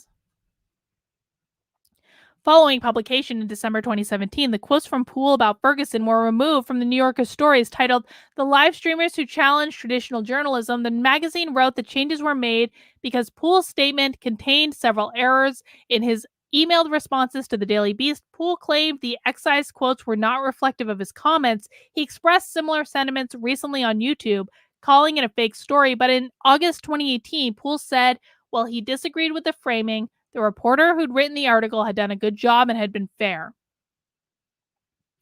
Shortly after the night of filming, Poole got on a plane while Vice continued to cover the events on the ground in Ferguson without him. It didn't take long before Poole had left Vice altogether and moved on to another gig. People are allowed to leave their jobs. They're allowed. They are allowed to leave their jobs. Who can? Dude, I mean, my God. Six Semper Tyrannis says, this is an article or effing novel. Get more beer. I have a whole glass of beer here, but I've already had two before this, and they were 10% beers. And this is like an 8% beer. And I'm losing my voice already, but I'm gonna try to power through. I'm sorry. Imagine your job is to write this article. It probably took many weeks at least. Dude, I can't even imagine being a person that would write this article. This is insane. This is so stupid. Like, can you imagine how much money Daily Beast wasted on this fucking bullshit hit piece article? Ugh. I'm really not wasted. I am not. I'm partially annoyed. I'm partially tired. I'm partially just like, I'm a little drunk. I'm not going to be honest. I'm like a little bit drunk. But like, I'm not wasted. I'm sorry. I'm not. Sorry. You guys always want me to get like uber drunk, and I just never do. Fusion had been on a hiring spree since 2014. Flush with Disney and Univision cast, the site had poached well-known reporters, editors, and columnists. They had access to a pricey TV studio in Florida, and a 100-person digital team was soon assembled. The same year, Fusion repeatedly suffered $35 million in losses. Holy shit. Daniel, then chief digital officer of Fusion, told the Daily Beast the protests and unrest led Fusion to believe Poole would make an ideal addition. They had pursued Poole aggressively while he was still at Vice and signed him to a 2-year contract, which he said was in the low 6 figures per year. After coming on board in September, Poole was dubbed Fusion's Director of Media Innovation. Soon enough, staffers and executives at Fusion began spotting many of the same issues Poole had cropped up at Vice. In late 2014, Fusion sent Poole back to Ferguson. Like the Vice staffers before him, the former Fusion employees familiar with the shoot said interviewing people didn't seem to pique Poole's interest that much, particularly Black people. I mean, come on, man. Come on. Dude, Peter, we did that earlier. We're moving on right now. This is what people voted for, man. I was going to watch another Kimberle Crenshaw video. The people voted for me reacting to the Tim Poole article, you know? It was a vote. It was democratic. This is how we do it. Poole took it as a given his colleagues would do the work for him. Very much a prima donna is how the Fusion employees described him. Juan La Riva, an assistant producer of Fusion who worked with Poole, had a similar experience. Poole had always come across as a know-it-all who never wanted to hear anyone's input. Well, so what? My God. In-office problems like those at Vice persisted. The editorial staff took issue with, like, okay, so all of this to me, this reads like just, this reads like just disgruntled people who are obsessed with him Honestly, this reads like scorned lovers. That's what it reads like. This is not real. I don't believe that this is real for a second. I'm sorry. I just don't. The editorial staff took issue with his reporting. People took issue with his treatment of people. Multiple Ferguson sources, or Fusion sources rather, mentioned an incident in which Poole berated a female subordinate in public to the point she was visibly upset. We didn't like him, and the feeling appeared to be mutual, said Felix, one of the splashy Fusion hires, told the Daily Beast. In October 2020, Poole suggested he didn't get along with Fusion employees either. Well, that makes sense. Sometimes it's just not a good fit. The outlet was not exactly functioning at peak capacity, according to an investigative article by Gizmodo. A culture of complacency and excess festered at Univision, Fusion's parent company. Univision, also owned by GMG, when the story was published, Fusion in particular was pinging from one content strategy to another and chasing Facebook traffic and virality at the expense of more substantial reporting. One staffer told GMG the outlet decided, we're going to be super woke millennial focused media outlet. Poole had similar complaints after being lured to Fusion with a promise of full editorial independence. He claims to have been directed to reinforce leftist pieties. Lie to the audience, tell the audience what they want to hear, is how Poole puts it. 4 years ago, Poole indicated in a Reddit AMA that that one guy whose name I can't pronounce had given him and other Fusion members orders to side with the audience. The ex-Fusion boss does not recall saying so, nor does Poole's description match company policy. Well, that doesn't mean the guy didn't say it. It just means it did. It just means they didn't put it in writing. That doesn't mean they didn't say it. To suggest we bent, ignored, or fabricated facts is simply not true. Fortunately, both Fusion's reporting and Tim's YouTube channel are public, so anyone can come to their own conclusions about who's peddling baseless narratives to fit an audience points of views. Fine. Like some of the other high-profile names on staff, Poole wasn't producing a ton of content for the site. A former Fusion staffer who worked with Poole said there were many weeks where we didn't do anything. Poole describes his stint at Fusion as having been slapped with golden handcuffs, well compensated, but with his ambitions thwarted. I sat around, he said. It was boring, and I eventually left. Poole's contract with Fusion ended in September 2016. Invariably, it's a tale he recounts constantly and with purpose. Like an origin story, he ditched Fusion and digital media as a whole because they're utterly corrupt and feckless, not because of his own failings. I'm sorry. Again, I am really, really annoyed that these people are forcing me to take the side of Tim Poole, because this was obviously just not a good fit, and I agree probably more with Tim's characterization of them than I do with this characterization, because I've worked with enough places to know that most of these places are bullshit. I'm sorry. I agree with Tim. I'm on Team Tim for the purpose of this article at the moment. Only now, unshackled from his corporate masters, could he tell you the real truth, the whole truth, the things they don't want you to know. And no one would be in a position to tell him otherwise or to stop him from getting a story floridly wrong. Well, I guess.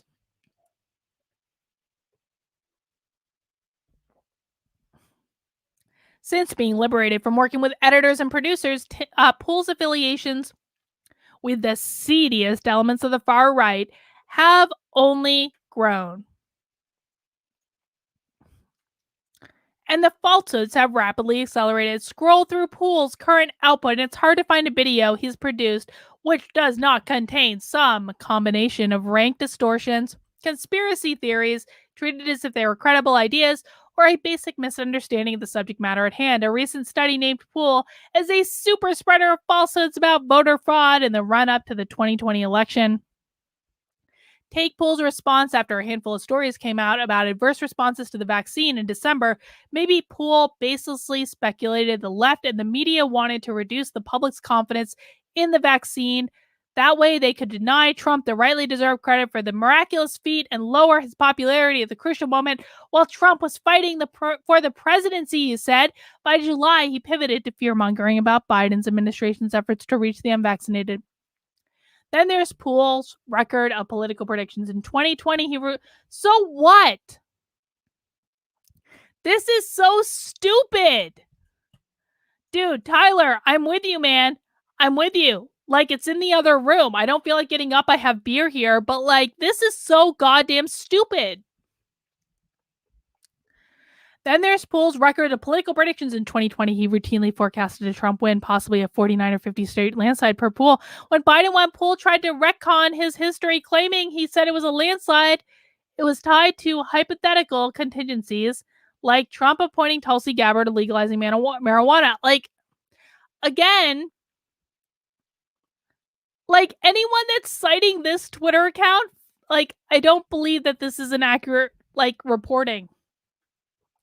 As Poole readily admits, I turned the camera on and I rant, whether he's deeply familiar with the subject or not, for viewers to treat him as a valued source of news and a way to understand how the world really works. There's no script, there's no plan. Staking out his turf invariably leads him to an untenable position, but when confronted with concrete evidence of mistakes, Poole often doubles down. People double down all the time in the face of mistakes. Who cares? Sometimes this results in him siding with despots. Or, as was the case in 2017, he'll lend credence to the conspiracy that Seth Rich had been a source for documents published by WikiLeaks.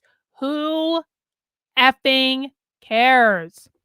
2 years later, he denied having done so while threatening legal action against outlets including the Daily Beast, which had accurately covered his comments. Poole announced in March that he'd been strategically posting contradictory information on his opinions and beliefs on Twitter.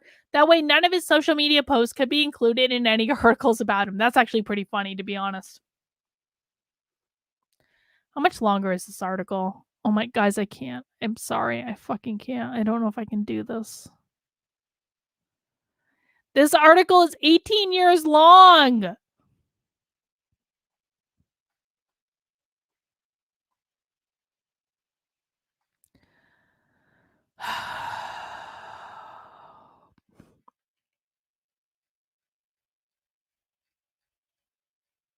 All right. I'm going to try. Okay. Of course, no group attacks Poole's emanate more than the mainstream media. Most reporters are morons, he said, who publish garbage, nonsensical drama, and rage bait trash. As Poole has drummed into his audience over and over again, the profession is rife with lazy, incompetent, evil vampires who are perpetually lying. Unlike him, they hate you, he often sneers. I agree with him. I'm sorry. I agree with him. Mining the right wing outrage cycles for stories and serving as a sanitized conduit to the far right for an audience desperate to have their misperceptions validated and grievances nursed has proven an extremely effective business model. For summer to early autumn of 2020, Poole's 3 YouTube channels racked up over 100 million views per month. According to Social Blade, Poole claimed he topped out around 120 million during the election season. Good for him. Good for him. Who cares? As a member of YouTube's partner program, Poole was handsomely rewarded in August 2020 alone. Poole raked in $600,000 as he'd boasted during the recorded September conversations. By Poole's calculations, YouTube accounted for 90%. In his email to the Daily Beast, Poole claimed the income total was wildly incorrect and easily disproved, but declined to provide the correct figure. Perhaps the audio had been edited without his evidence. I don't care. 2 industry experts told the Daily Beast that Poole may be exaggerating somewhat. Social Blade's public estimates of his potential earnings, however, are lower, but banking $540,000 is within the realm of possibility. If they said if Poole claimed 90% of his videos are monetized.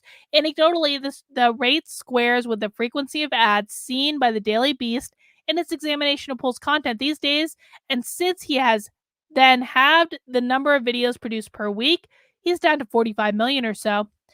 About where he was in April 2020, which I actually think is a good thing, to be really honest with you. I don't know how the hell Tim Poole was doing that. I really don't. I don't know how Tim Poole was doing 6 videos a day plus his live stream at night. Good for him. Like, I'm glad that he like reduced the amount of content because that was unsustainable. Still, though his YouTube viewership pales in comparison, Poole has prospered on YouTube. Over a year, he's easily surpassed better-known right-wing yackers like Dennis Prager, Dan Bongino, and Ben Shapiro on the platform. Steven Crowder leaked for Poole this April, the same month in which he was demonetized for violating community guidelines. The following month, Crowder was suspended for 2 weeks. That has nothing to do with anything. It is unclear how much revenue the podcast version of his videos brings in. Poole said in December the viewership numbers were dramatically lower than his YouTube, despite the show reaching 6th place on Apple's charts as of January. He doesn't do many live ad reads on his channels, but one sponsor sells survivalist bulk food products. Poole hawked them while Texas was suffering from mass power outages during Timcast IRL podcast, which airs 5 times a week, and began last summer. Fans can pay YouTube for super chats, putting their questions to Poole at the top of the queue. On any given live stream, the take often tops 4 figures. Production expenses are minimal, he has said. How did Poole reach the levels of prominence and profits? Becca Lewis, PhD candidate at Stanford. 3 years ago, she conducted a study examining how YouTube's algorithms were funneling viewers to the far right. Poole was the central subject of her work. Like social media influencers, political YouTubers packaged themselves as more authentic and relatable, and therefore more trustworthy. The mainstream news sources, Lewis told the Daily Beast, and while a great deal of emphasis has been placed on the effect of YouTube as an audience, the converse is true. All right, I'm skipping this, guys. I'm sorry. I don't care. Poole has a few appearances on Fox News. Who cares? Collaborations. So what?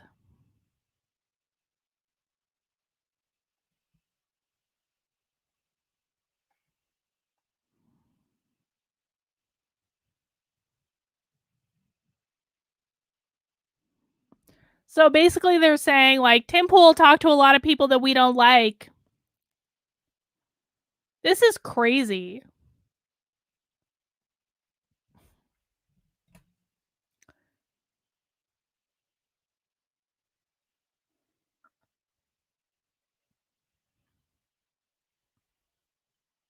In January 2019, Poole ramped his output, producing 6 videos per day, 7 days a week became the norm.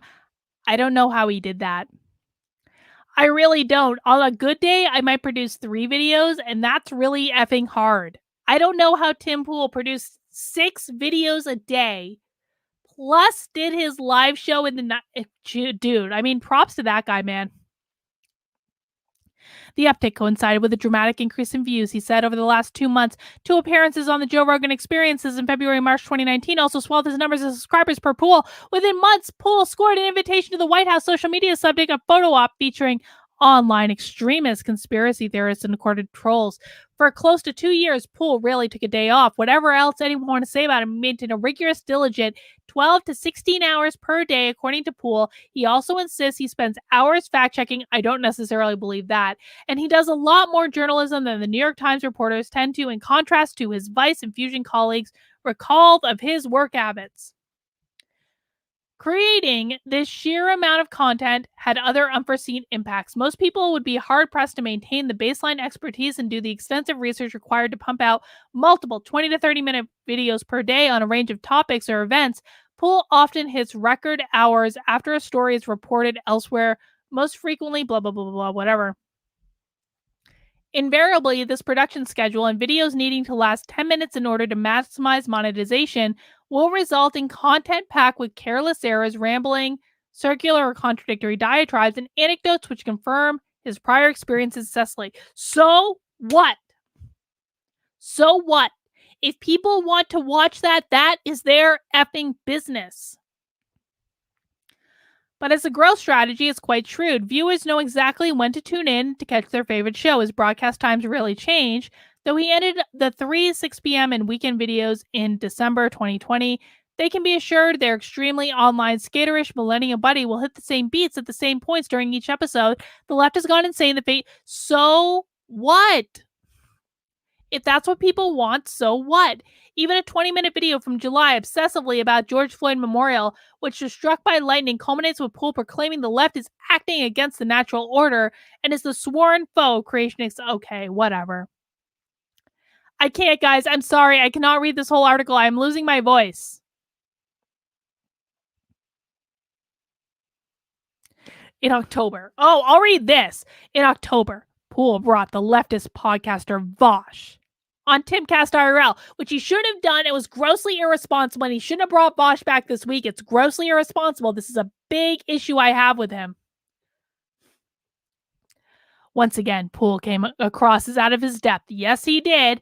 No more so than when talking about critical race theory. The once obscure academic theory has become an increasingly prevalent catch-all term wielded by right-wing activists to stave off a reckoning with the ongoing racial disparities in America. More than 24 states have introduced legislation broadly targeting critical race theory in education. Yeah, Tim looked like a fucking idiot on that episode. I'm sorry, he did. He did more harm than good. Whatever. Poole was an early adopter, citing critical race theory and leftist identitarianism as the reason he voted as a straight GOP ticket. But when pressed by Vosh to define critical race theory, he was at a loss. On air, Poole blamed not having the academic definition handy. Months later, he still needed to read the Wikipedia page out loud. That night, he fired off a string of vaguely connected buzzwords.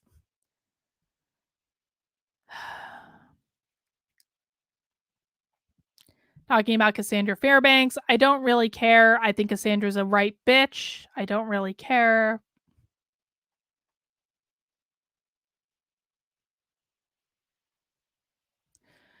The night's roundtable included Lydia Smith, Poole's producer and show booker, who tweeted Pinochet memes at Ocasio-Cortez this past November, plus Crossland and Luke, a former InfoWars employee and old-school 9/11 truther. The show's guest was a frequent one, John Goldman, a.k.a. Jack Murphy, a former D.C. charter school employee who was fired in 2018 after pseudonymically blogging since deleted thought jewels like... Okay. Jack Murphy blocked me on Twitter for telling him that we shouldn't prioritize racism against white people over racism against other people. So I really have no lug loss for Jack Murphy at this point. Although that makes me feel sad because I used to be okay with him. But if Jack Murphy wants to prioritize racism against white people over other types of racism, I put him in the same bank as Cassandra Fairbanks. The self-styled leading voices in men's Twitter space has late written about the concurrent decline in... Okay. This is so stupid.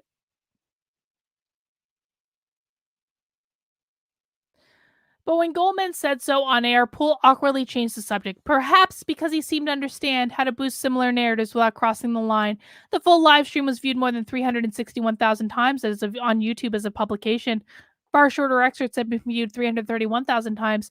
All told, those 2 hours of fact-free, at times bigoted bantering put a few thousand YouTube ad dollars into Poole's pocket. His audience got a free dose of white nationalism. Okay.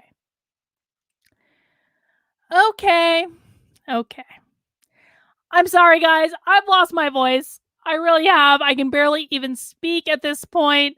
I gave it the old college try. I think that article's stupid. I'm sorry. I really do.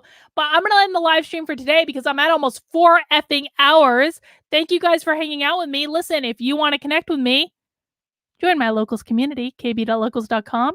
If you want to talk to me, kb.locals.com/support, because you get access to my Zoom calls, my comments, all that good stuff. All that information is in the description below. We do happy hour every week at 3 p.m. I'm going to go relax now. Probably drink some more beer. Hang out with the husband and the dogs. Yeah, that article was effing stupid. I'm sorry. That article was stupid. Like, I don't like Tim Poole, but I am totally on his side in that article. That article was garbage. So thank you, Daily Beast, for making me defend someone I don't even like. It is what it is. Happy Friday, guys. I'll see you tomorrow. Have a good one. Bye.